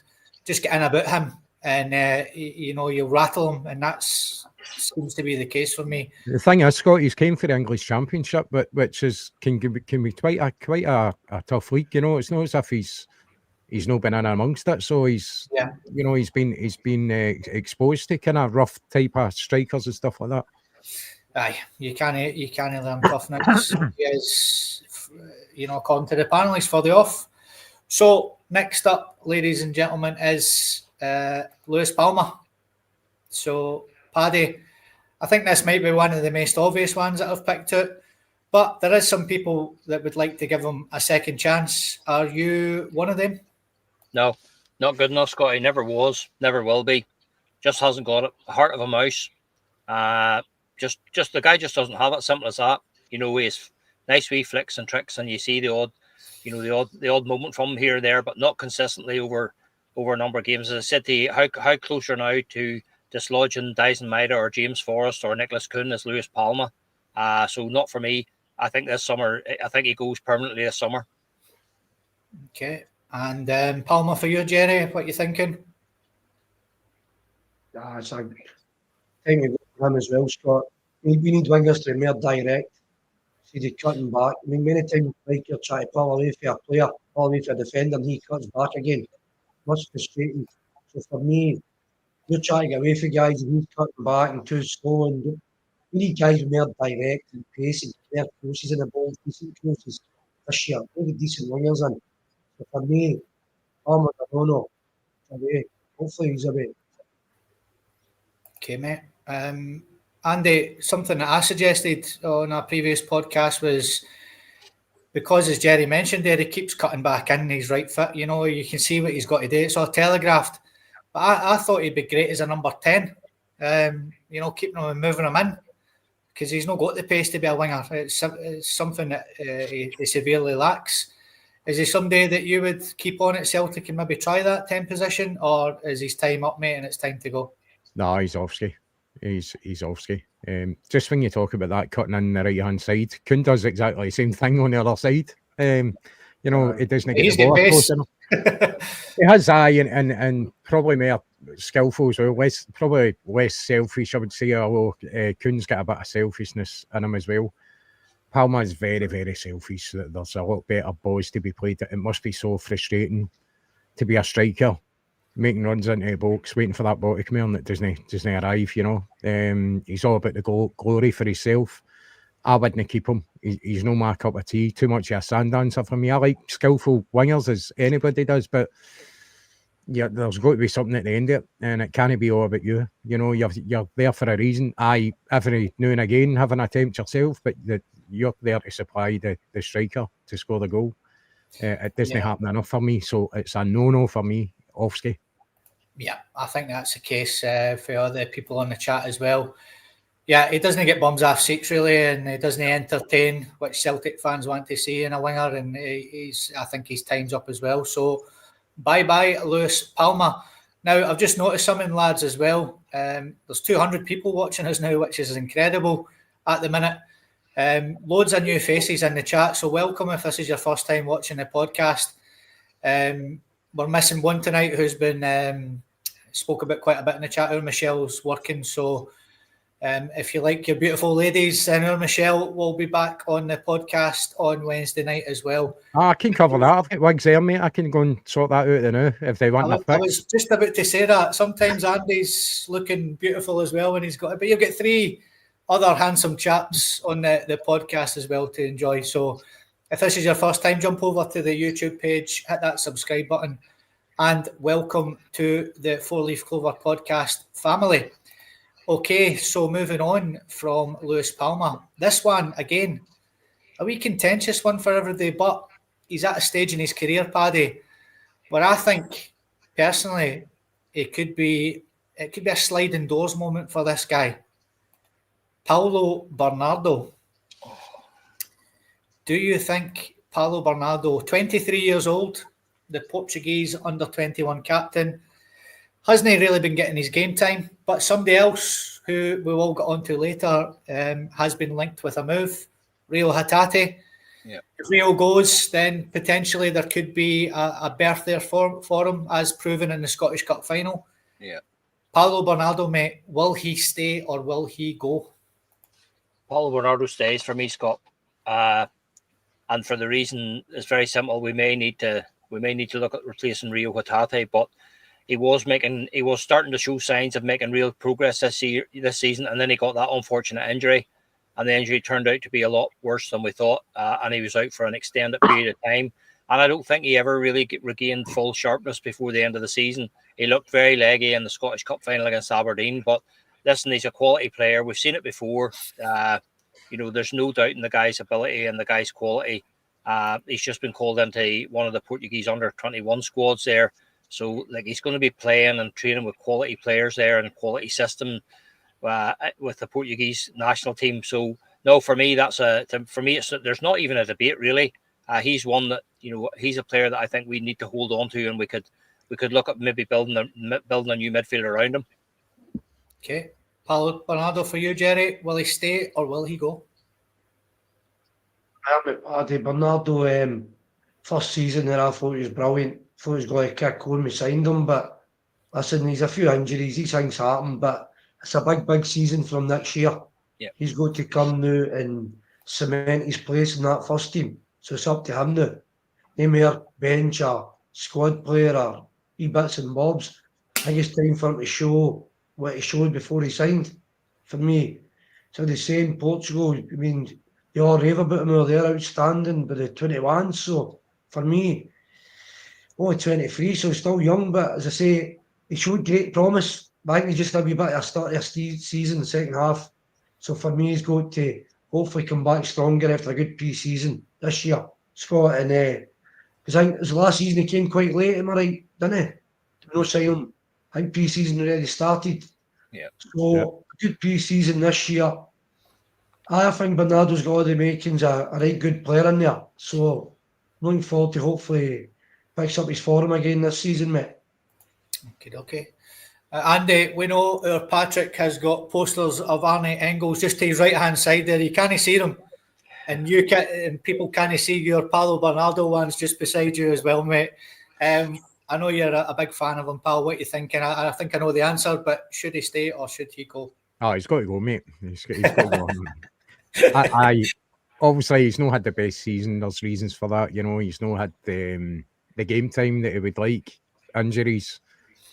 But there's definitely a talent there. I'm absolutely convinced of it.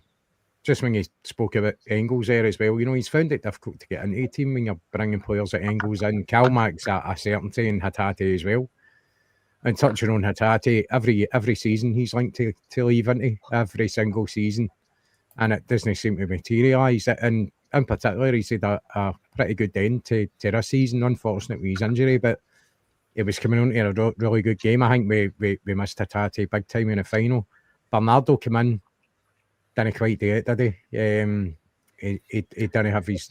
I think MD had their best game, but I think in a few kind of starts and appearances he had towards the end of the season, he didn't seem the same player, to be honest with you. You know, that player that scored against Rangers and he was involved, he was really up for it.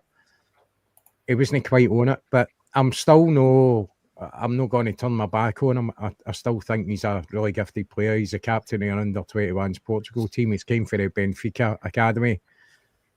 So the pedigree, we've said it many, many times, the pedigree's there for academies like that, you know, coming through their system. And he's still a young guy, you know, so fingers crossed he gets more opportunities for the start of the season. And we'll get a better look at him next season and take it for there. But I like him as a player. I do like his type of player. I like, yeah. So the panel have decided Paulo Bernardo is staying. So I just mentioned him a few minutes ago, Paddy, there has been massive speculation about him leaving. Maybe his injury might stop that from happening now. Let's see how bad it really is. But Rio Hatate is being linked with every man and his dog this summer. I think he's going to be the blue chip player that we're going to lose by the looks of things. What are you thinking yourself, mate? Will he stay or will he go? Again, Scott, we're talking about what we think will happen, not what I want to happen. Yeah. Love Rio to bits. When Rio plays, we play. But I think I think he's for the off. I honestly do think he's for the. There was times this season where I just thought his heart wasn't in it. He didn't seem to be, you know, fully all in. He came strong towards the end of the season, and the injury was very, very unfortunate from him. But I honestly believe that, you know, when you look at our last number of transfer windows, there's been a big player has gone out practically every year at this time. Somebody has gone out for big money, and I think this could be, not that I want to see that happening in any way, shape, or form, but I just feel that maybe, you know, Rio will go back to Japan. He'll talk things over with his family. Rio aspires to play in one of the big leagues. There's no doubt about that. His mate Kyogo's played and got his move to France. I think that's where Rio sees himself. I think Rio sees himself in Spain or Italy or France. So I just think this could be the summer for Rio. So it wouldn't surprise me to see Rio going this summer. Yeah, Jerry, as Paddy said, you know, we don't want to lose our best players, but it's inevitable that it's going to happen. He's been making waves that he does want to play in the big leagues. Is this the summer that he's off? Aye, I think it could be. As I'm a Paddy, I know, I think my name's daft. The guy's a class footballer. And with his own form, he's brilliant. Tries passes nobody else will try. So for me, we start to see him leave, but the way Celtic have gone, that player seems to always leave, Scott. So I think we could do everything. I think we can want to take for this summer. Looking that light. Hope I'm wrong. But yeah. It feels as if I think the time. Listen, like I said the last time, when Ange left, I didn't think the boys would stay here that as long. Yeah. So I'm happy to have them here as long as they want to stay. But so I'm happy with that. But I think this summer looks at it could be off, mate, for good money, and that's what Celtic do, and they bring somebody else. By the way, Celtic don't fail to bring somebody else in. And listen, we forget about these guys after weeks. We do. We brilliant player, love him to bits, Hatate. But Celtic just seem to this knack, you know, are just bringing somebody straight back in. So it's the way the club's gone, and we can't fault it. Here we come. Andy, Rio Hatate, will he stay or will he go? He's laughing at. Got to go away. Your wife flashing you again, mate. Oh, mate. Don't know why she keeps doing this to me. Maybe change seats, Andy. I need to start shutting that door. He change seats.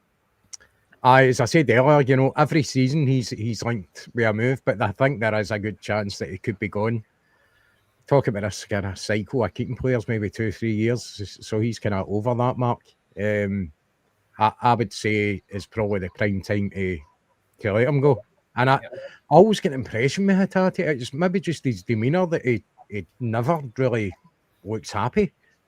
I always think he looks quite dour, and it might just be the way he is, but I think there's a good chance he might go. Right? Yeah, I think so as well. So Andy just got a wee flash of the Rio Hatates there by the looks of things again. I think this is becoming a bit of a thing for you about these podcasts. Standing there just staring at me, and I'm like, don't do it. So Rio Hatate is fully off, according to our panel. Next up, another player that looks a bit down and out. His body language isn't too good, Paddy, is this guy, Nicholas Kuhn. What are you thinking? Will he stay or will he go? That's a tough one too, Scott. But for me, I don't think it's time, and I don't think it will happen. I don't think Nicholas Kuhn's going anywhere just at the minute. He's one of these players that he plays the game with a scowl on his face. He doesn't seem to be. He seems to be a bit moody, isn't he? He comes across as being a moody guy, and the wee gesture to the fans at Tannadice was very, very telling. But listen, he had a bit of stick about the way he was playing, and he answered it with the goals at Tannadice. So maybe he had every right to sort of say, don't worry about me, I'm still here. So no, not for me, Scott. I think come August, Nicholas Kuhn's still a Celtic player. Jerry, Nicholas Kuhn stays or goes? I'm a bit more than Paddy. I think it's just a bit too early to be one more season with him. As we say, I think he wants to go, but I think Celtic are maybe saying that he'll be here for another year or two or whatever. But his forum's drop. I'm just maybe looking into things all the time when the forum drops. They're obviously maybe upset they ain't play themselves, and we always seem to think maybe there's something wrong or he's not want to be here. We just guess like everybody else. That's all we do. Just look at something and try and guess what's happening. I think he was on fire the first 7 months there, but it's a wee bit too early for Kuhn. He'll be staying the now, I think, Scott, at least January maybe. Okay, mate. Andy, we don't want to lose our best players, and Nicholas Kuhn is certainly one of them. He's like a few other players that have fallen off a cliff since the Bayern Munich game, let's say. But, if we were going to sell Rio Hatate for big money, he's another one of the big players that we have that we certainly wouldn't want to lose. But how do you see it, mate? Nicholas Kuhn stays or goes? I think he stays. I think the reason why he's looked kind of moody and upset is he's disappointed. The fact that he's had a season of two halves, let's say. The first half of the season, he was absolutely electric, doing the business. Up for player of the year, and then he just fell off a cliff. Something changed, and we've said it many times. It was after that Munich game. Quite a few of them their levels dropped a fair bit. It was quite noticeable. He was definitely one of them because he was on fire. Let's be honest, he was. The guy was on fire. Straight for pre-season, all the way through pre-season, the first half of the season, right up to that period. And then his forms fell off at the edge of a cliff. So I think he's been frustrated and disappointed that it has got to that point where he's such a contrast for the start to the end of the season. I think I can't see him going anywhere. I think he'll stay, and he could turn out to be quite an important player next season. I think if he gets his finger out his arse. Okay, so Nicholas Kuhn, according to the panel, he stays. So next up, Paddy, you're going to hate me here, mate, because I always seem to be picking you when it comes to these Irish guys, and I know you've let them down, mate, in the past, but surely you're not going to let Johnny Kenny down. Johnny Kenny, does he stay or does he go? It's a tough one, Scotty, because he's an Irish lad and he's given his all, but it's not even about. We'll not even talk about his ability. I think it might be dictated to by what Celtic do in the transfer market. If we bring in another striker, I think he becomes surplus to requirements. He's going to fall behind even Dyson Maeda. He's going to fall behind Adam Ida and possibly another striker coming in. So I think, just given the conversation that we've had, I think there's every chance that Scott Brown, Mark Wilson, or Neil Lennon might be looking to take him for a season-long loan, or even a half a season-long loan at one of the clubs in the Championship. That's what I would maybe see happening for Johnny Kenny. I just don't think I just don't think the guy has it. I don't think he's at the level to be a Celtic player week in, week out. So I think there's every chance that he will go this summer, but it will probably be a loan deal. Okay, so Paddy is a keeper, but wants him to go out on loan. Jerry, what about yourself? Well, I'm all for the loan. If you're not going to have him in the squad coming on here and there and maybe try to make an impact, then the loan's definitely the next option for me. I don't think the boy should be going anywhere. No, the new. I think he's only age 51. Young guy, isn't he? Too early to try and see the guys like me. If you don't put him on the bench and don't get nothing, I'd rather get him out on loan and just say Hibs, Aberdeen, something like that in the Scottish League again as well. Fairly in the Scottish League for me. But no, it's a start using him a bit more, see what he's got, or get him out on loan. We need to. It's not us being on this squad and getting 10 minutes here and there. It's not good enough for them. For me anyway. We've got to start kind of using these guys more. So we do. Yeah, spot on, mate. Absolutely spot on. Andy, Johnny Kenny, what you thinking, mate? Are you with the other two guys keep him, but maybe put him out on loan or get rid of them altogether? Not good enough. It was already out on loan. He was doing the business where he was playing, and why bring him in? Why cancel that loan and bring him back to Celtic if you're not going to give him the game time? Because he's not good enough, probably. Was he brought back because of the Kyogo situation? Was he brought back after Kyogo left or beforehand? And if it is beforehand, I can't remember the timeline, but obviously Brendan knew that Kyogo wanted away for a while before he actually went, before we knew about it. So was he brought back for that reason? That Johnny Kenny knew he was coming back, Andy. Johnny Kenny knew he was coming back before we knew Kyogo was going, yeah. Right, okay. So that answers that question there. Obviously we didn't replace Kyogo. And then you look at Ida and you think Ida's sitting there thinking this is my opportunity, Kyogo's left. And Kenny's thinking, well, I might have a chance here, and then Maida's put through in the middle and he's doing the business there, so then he's further down the list again until you start getting kind of injuries and stuff like that. And then obviously he's getting fired in at the end of games and maybe an odd start here and there. Again, he's not somebody we've seen enough of in the league to judge. You can look at somebody in another league and they're doing the business, but it doesn't mean they can come and do it here. It's hard to tell how I don't know where I stand. I really don't know where I stand on this. To be honest with you, I'm going to sit this one out and sit in the fence, I'm afraid, because I just don't know what's going to happen there. Yeah. No problem, mate. I mean, the other two guys have already decided. He's a player worth keeping around, and maybe send him out on loan. Maybe too early for him to leave Celtic. And Jerry, go for it. Sorry, that's the thing we're talking about reserve football. No, I mean, you back to Charlie Nicholas. They're banging in all these goals. Eventually, the first team manager have to play them because of the team. Charlie Nicholas, Jerry Craney, they were all doing it. Eventually, had to. And this is these guys have not got anywhere to show what they can do, apart from coming off a sub bench, 10 minutes here, there. It's not good for them, day. So you need that game time. You really need it. So the special strikers get goals, confidence. Aye, bang on, mate. You're absolutely bang on. So I've only got one more player left for you, ladies and gentlemen, on the should he stay or should he go? And another player who probably none of us want to see, but if the money comes in, Daizen Maeda. Paddy, will he stay or will he go? No, I think Dyson stays. Absolutely.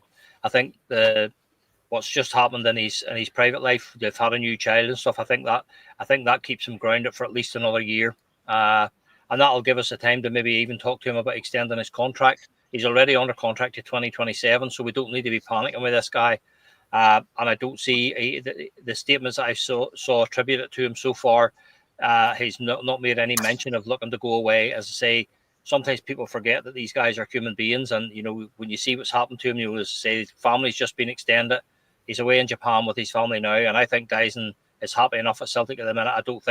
I don't see a move for Dyson Maeda unless something comes in from left field that we're not expecting. And as Andy and me talked before this, it's going to take 30 million plus for us to. It should certainly take 30 million plus for us to even think about moving Dyson Maeda. But as I say, you're asking me if I think it'll happen this summer, and I don't think so. I think Dyson will be a Celtic player next season. Jerry, fucking hell, guilt plot. Dyson Maida, does he stay or does he go? Can't believe it. We also refer to Kevin Bridges in the comments tonight. They're all good, aren't they? They're all comedians tonight, man. Fucking hell. Class comments, by the way. Some of them are trying to keep a straight face. Maybe serious tonight. This is meant to be serious. Listen, it's one of the ones. Every Celtic supporter loves the guy. The family jumping in that stands. They love it here and all. We're just hoping the guy's going to stay for a few more years, even see out his career with Celtic. But we know there's no much. If he wants to leave, I wouldn't keep him either and make like Kyogo the last 6 months. It looked like he was trying and stuff. Yeah. Don't do that. Don't do that to me. If he wants to leave and he wants to, that's understandable. Yeah. Sure, for Japan, he doesn't know what was eating, as far as I'm concerned. But I'm like everybody else. I love him. Hopefully, he stays. And all the talk about transfers, just paper talk. As Paddy says, I know he's got to hang me, but if somebody makes a silly offer for him, you never know, especially with Celtic. Yeah. As I said before, if it's going to be somebody, I think we've kind of got Hydro and Hatate going, Scott, haven't we? So I wouldn't like to see Mida gone. So that's a definite big stay for me. Good man, good man. And he's irreplaceable, as we've said many times on this podcast. But, you know, money talks. And if it's funny money that comes in for him, then is he one that you think could stay or could go? Simply for missing that chance in the cup final, he's got to go, isn't he? Yeah, I think so, mate. Yeah, I think so. Don't even bother coming back for pre-season. See you later, Dyson. A guy I've spoken many times about him. He is irreplaceable. A very kind of unique player. I'd be devastated if he did go. The only thing I would say is he's probably at his premium now if you're talking about selling him. And I think if Celtic are get their business head on and thinking if there's a time to sell him, then it's definitely right now. Yeah, because he's probably at his highest kind of. Especially if he's not got to sign that new contract because he's only got 2 years left. Exactly, aye. So as much as we want him to stay, the club's got to look after themselves as well. Yeah. And then you go, are you willing to kind of?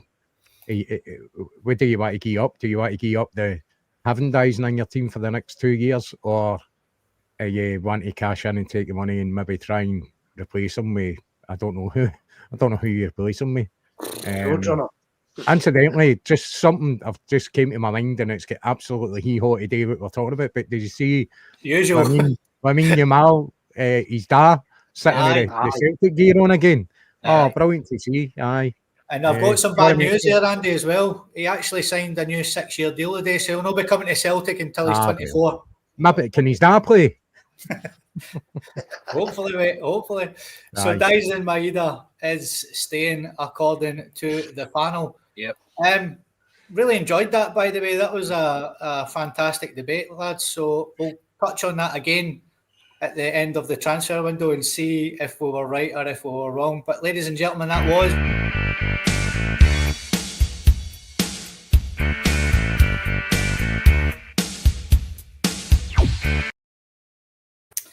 And don't YouTube, don't try and copyright us for that, by the way, because I played that on my keyboard. Andy played it on his keyboard. So don't chuck this podcast. It's been too good to chuck as well, so don't do that. And it's about to get a wee bit better, lads, as well. Last man standing.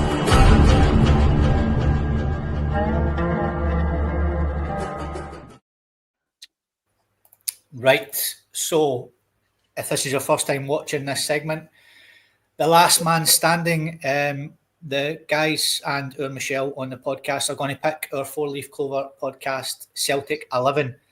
We started last week with the goalkeepers, and the last man standing was the holy goalie, Artur Boruc.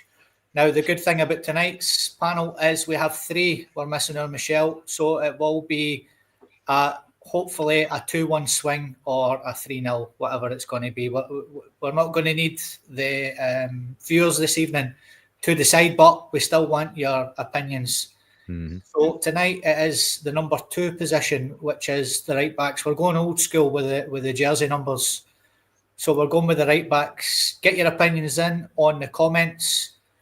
So first up tonight for you, Paddy, in the right back position is Willie McStay, a guy who Jerry knows with his Kilmarnock connections and stuff. And we know who Paddy's going to pick here, because next up against Willie McStay is Chris Morris. So we know you're going for Willie McStay, Paddy, so we'll just move on to Jerry. Paddy, who are you picking, mate? Do you know what? I've been fortunate to meet both guys, and two lovelier gentlemen you won't meet. Lovely guys, really, really very, great Celtic men. Willie McStay, steeped in Celtic tradition. Chris Morris, you just think of the centenary year run. So I'm just going to go on just pure ability for the pick on this one. So I'm going to go with Chris Morris. Jerry, Willie McStay or Chris Morris for you, mate? Aye, Willie was a committed player, mate. But 88 team. Sorry, Willie. I'm going to go for Chris Morris, mate. Chris Morris was probably the first person I think the 88 team was when I thought he's a right back, but he's actually a right winger. You know that way? Yeah. He was up going to play all the time, mate. So for me, Chris Morris all day long. Okay. Andy, Chris Morris has already got the jersey, mate, but we obviously value your opinion, mate. So who are you going for and why? Aye, Chris Morris again, simply because I seen Mary Chris Morris and I did Willie McStay. Aye, good player, obviously part of that iconic team, centenary team. Big time of my life and all your lives that were fortunate enough to be around at that time when that was happening. I'm going for Chris Morris. Nothing against Willie, right enough. Aye. So Chris Morris has got the jersey. Sorry, Willie, yeah. But now Chris Morris, Patrick, is up against somebody we mentioned earlier on the podcast. Chris Morris is up against Mark Wilson. Do you know what, Scott? Again, it's a no-brainer. It has to be Chris Morris. Keep the jersey. Mark Wilson, hard-working, dedicated wee player. No frills with him. A steady Eddie defender, but for me, Chris Morris just had that wee touch of flair. And he was definitely more effective, as Jerry says, in the attacking third when he got into the attacking third. So for me, it has to be Chris Morris. Okay, and Jerry, who are you going for, mate? Mark Wilson or Chris Morris? I'm the same as Paddy. Wee Morris a bit like Taylor, all committed, great wee player, tried his best. There was a physical side of his, didn't he? Scored a crack goal against Rangers, man, brilliant. But I'm sticking with it. Just because of the old 88 hero, the heroes, I think the first ever heroes. But Morris, stick with Chris Morris, so well spot. Okay, mate, no worries. Jerry, your mic's kind of muffling, mate. I don't know what's going on, pal. But Andy, Chris Morris has got the jersey again over Mark Wilson, but are you making a case for Mark Wilson, mate? No,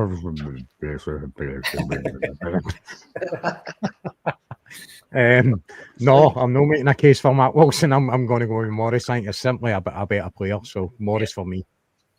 Okay, very, very simple. So Chris Morris still has the number 2 jersey, Patrick, but he's up now against a German international in Andreas Hinkel.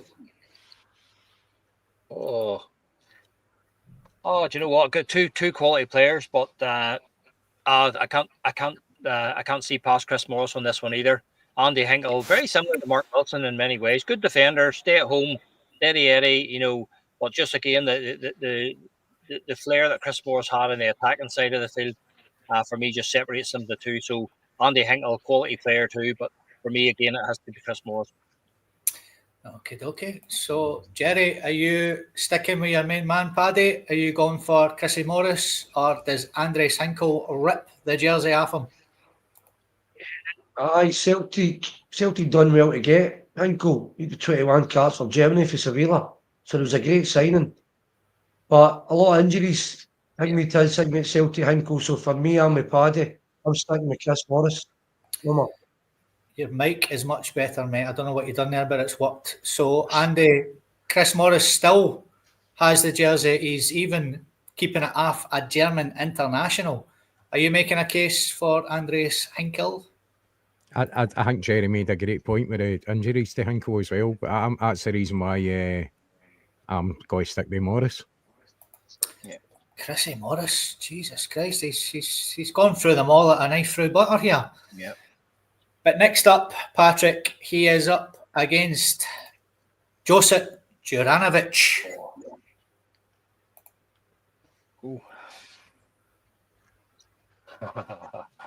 This is a tricky one now. Very tricky one. Two excellent players. We spoke about Chris Morris.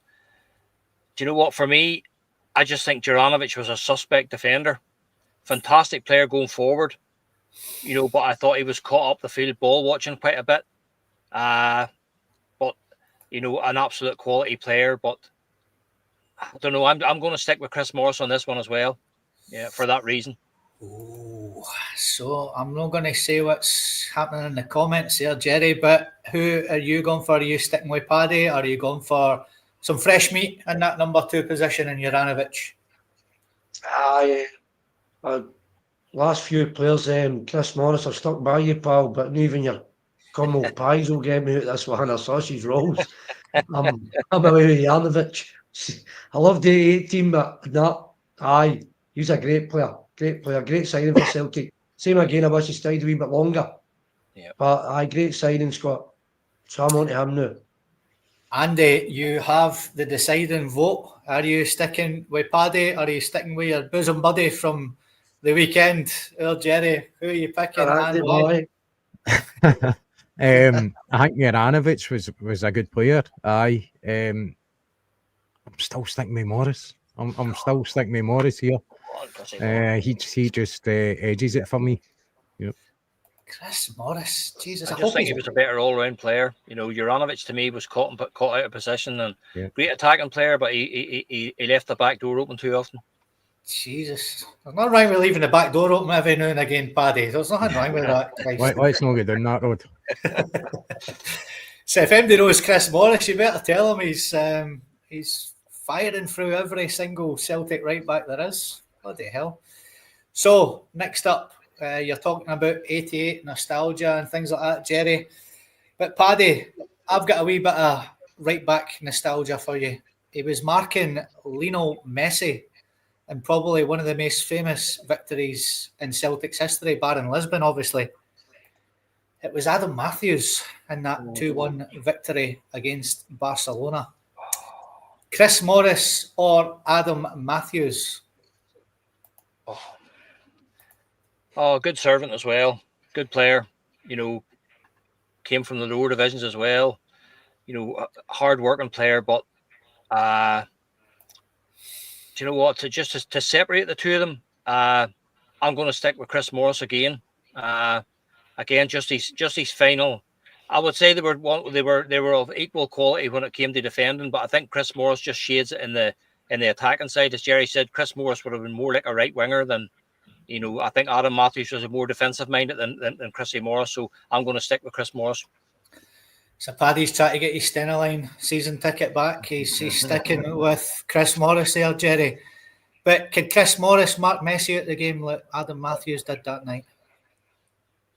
I said Matthews is an argued wee signing, solid wee right back up and down. And he's a prime example of getting told you're just leaving the club. Seen it the other day, mate. Just told that's it. We took 6 a bid. That's you, you're away. We guy wanted to stay. So what happens here? How can I get back to Chris Morris again? How's that work? Sorry, Chris. I made a mistake.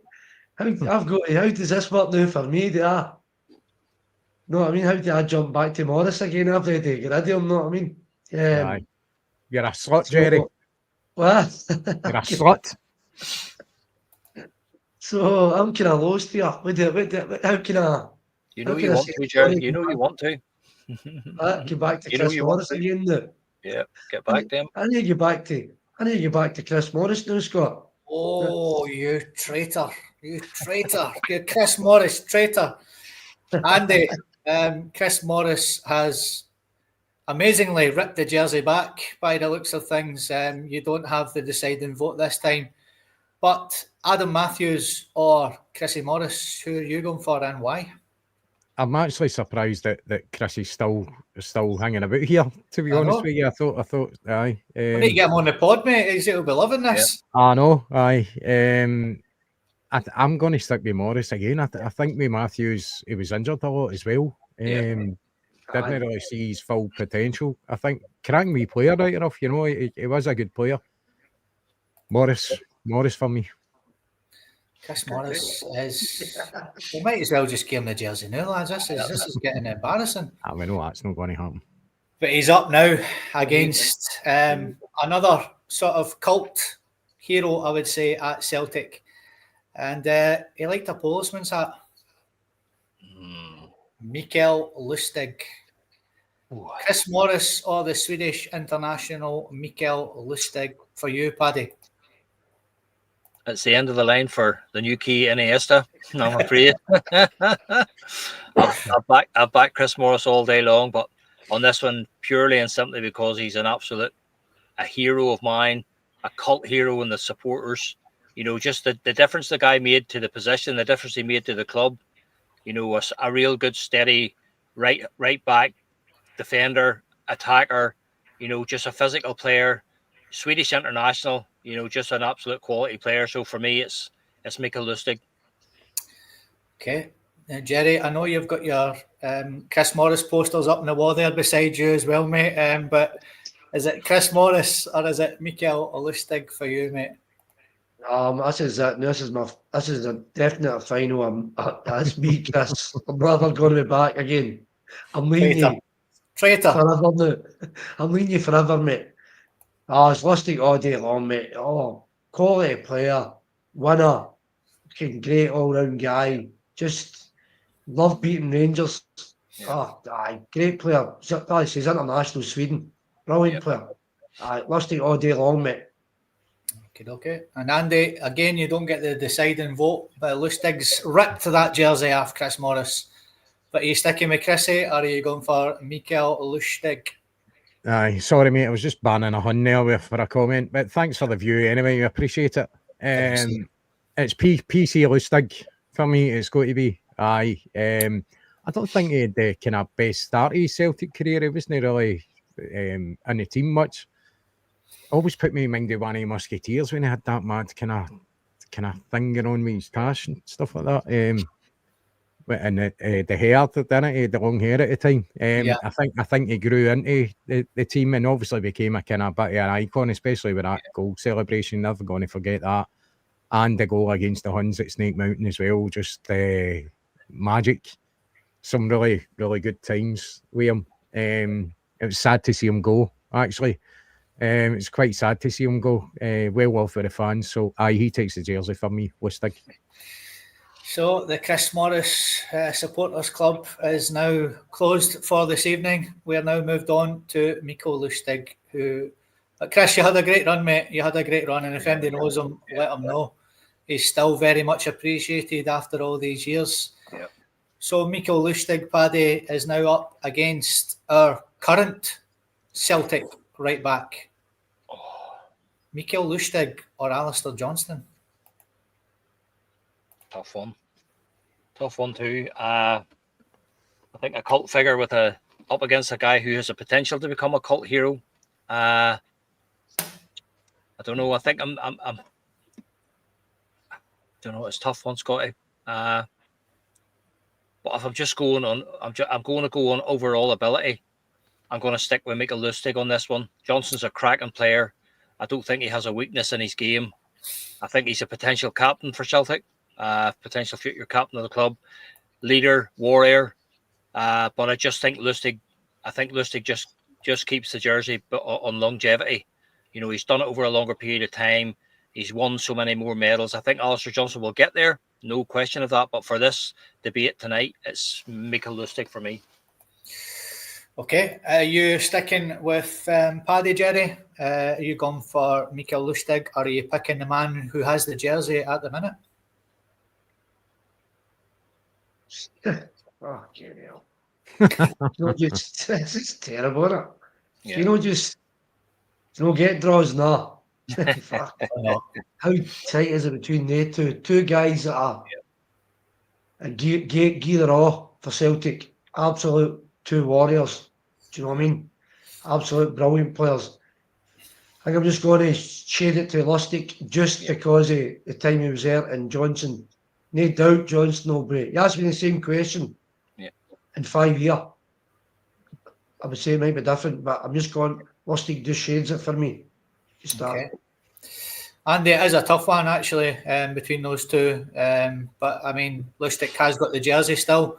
But are you making a case for AJ? Yes. I'm going to go with AJ, and I understand the whole longevity thing now, but I'm probably looking ahead to the future and what's ahead for him. Also, what he's already done at Celtic as well. I think overall, I think he's a better player. So I'm going to go with, I don't know if it's going to make any difference, but I'm going with AJ in this one. Okay. So Mikael Lustig still has the jersey. He's got two more people to try and keep the jersey off. And Patrick, first up is Jackie McNamara. Oh, get to be. Oh, Jackie McNamara or Mikael Lustig, mate? that's a hard one, Scotty, too. Very, very tough. Again, wee Jackie, quality player, but maybe a part of him wasn't at Celtic, maybe at the greatest time or whatever, but I love the both of them, love them to death, but I'm going to stick with Mikael Lustig. Oh, the Chris Morris and the Mikael Lustig fan club is certainly heating up here this evening. Jerry, who are you going for, mate, and why? You know what? I just think my time watching Celtic, passion, and you always get that passion, but you've got that, I think maybe the 88 team and stuff, and I just thought McNamara, 600 grand for Dunfermline. Watching him and Donnelly get up the right hand side, ripping teams apart for me. Absolutely, yeah. And he had that wee devilment in him and all, wee Jackie, and with that wee dig in him and all, and I just, it's Jackie for me. It's going to be. Ooh. Jackie McNamara gets it for me, aye. Andy, you've got the... Andy has got the deciding vote. Is it going to be Mikael Lustig or is it going to be Jackie Mack for you, mate? For me, I like what Jerry said there about Jackie Mack having the bit of devilment about him, the boy, the face of a wee boy, but he had a wee nasty side to him. Yeah. I love Jackie Mack. I thought he was a brilliant player, covered in centre half as well at times and in midfield. Yeah. Cracking player. As much as I loved Lustig, there's no way he's keeping the jersey against Jackie Mack. I'm going with Jackie McNamara. Well played, boys. Well played. Oh, That song there, Andy. Yeah. Mikael Lustig has lost the jersey, and it's to our Jackie McNamara. There's only one left. I'm pretty sure that everybody knows who it is. Just so everybody knows as well, I forgot to mention this at the start. We don't have any Lions in the team for obvious reasons. So what we've done is we've picked players from our sort of area. So in the past sort of 50 years, we've tried to keep it sort of simple. But there's only one man I'm sure that everybody would pick for that number 2 jersey. It's not up for debate, and it's no any slight on any of the other 9 players that we have mentioned. Obviously, I think the striker is going to be the same when we come to the striker. But the last person in our last man standing is Jackie McNamara, Patrick, or Danny McGreen. Probably the easiest decision we'll have to make, and that's no slight on Jackie or any of the other fantastic right backs that we've just talked about there. They were all equally good players in their own right and did a turn for us at various times. But, Danny McGreen's a Celtic legend, absolute legend. Man came through so much in his career, diabetes, fractured skull, and he still was an absolute warrior. I was very fortunate to see him play. I was just a young lad growing up, and Danny McGrain was just an amazing player. What an engine! What an engine!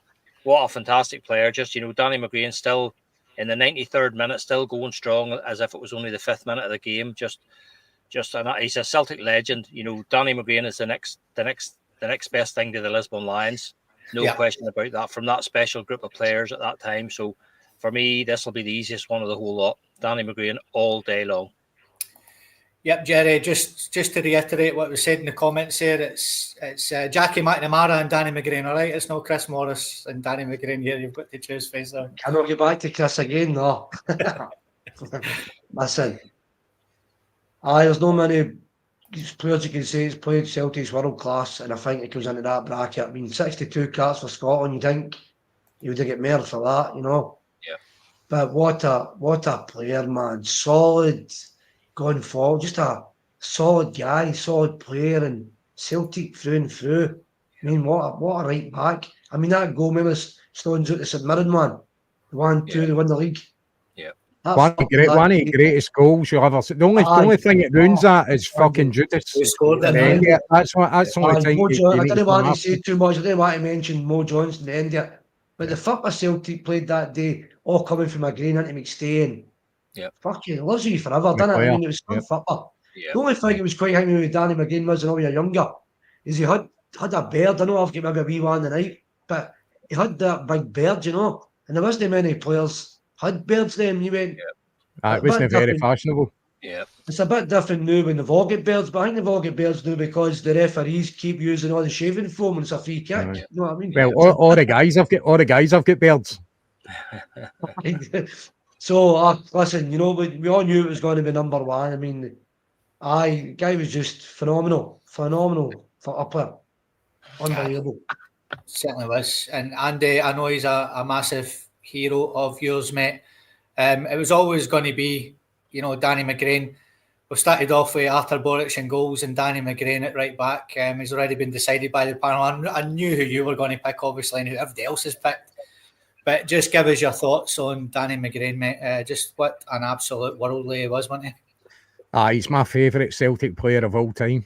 I loved Larsson. I think Larsson obviously is up there next. But for me, it's Danny McGrain, just a pure icon. And as Jerry was touching on that beard, he just put me, I've said it many times, just put me in mind of Jesus. It was like a Jesus-like figure. It thighs that crack fucking walnuts, man. The guy was absolutely solid.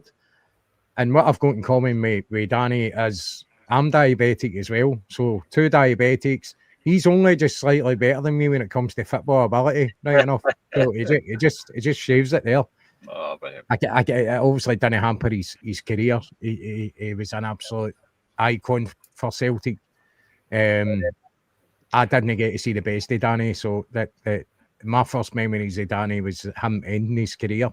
Yeah. But I've seen lots and lots and lots of footage of Dan McGrain playing for Celtic, and he's just somebody that stands out to me as world class, absolute world class. And the fact that he only got 60 odd caps for Scotland is an absolute travesty. But it's not the first time that's happened with top quality Celtic players that simply haven't got the international recognition. He thoroughly deserves it. There wasn't going to be any competition when it came to Danny. Doesn't matter who it was. Just an absolute legend of the club. Love the guy. Just love him. Aye. There was only going to be one winner, and it was Danny McGrain. So, ladies and gentlemen, that was last man standing.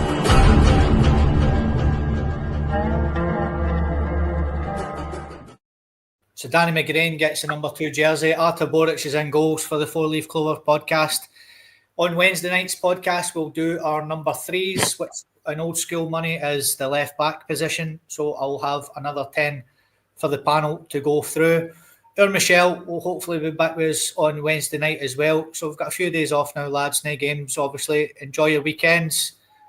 Thank you, Paddy. Thank you, Jerry. Thank you, Andy, for joining us. Thank you so much for all your comments tonight. We had over 200 people watching at one point, which is unbelievable, really. Lots of new people. So the word's getting out about this podcast. Please like, share, subscribe. Tell your pals. and we'll see you on Wednesday night. All the best. Hail, hail, guys. Cheers. Hail, hail. Someday you will find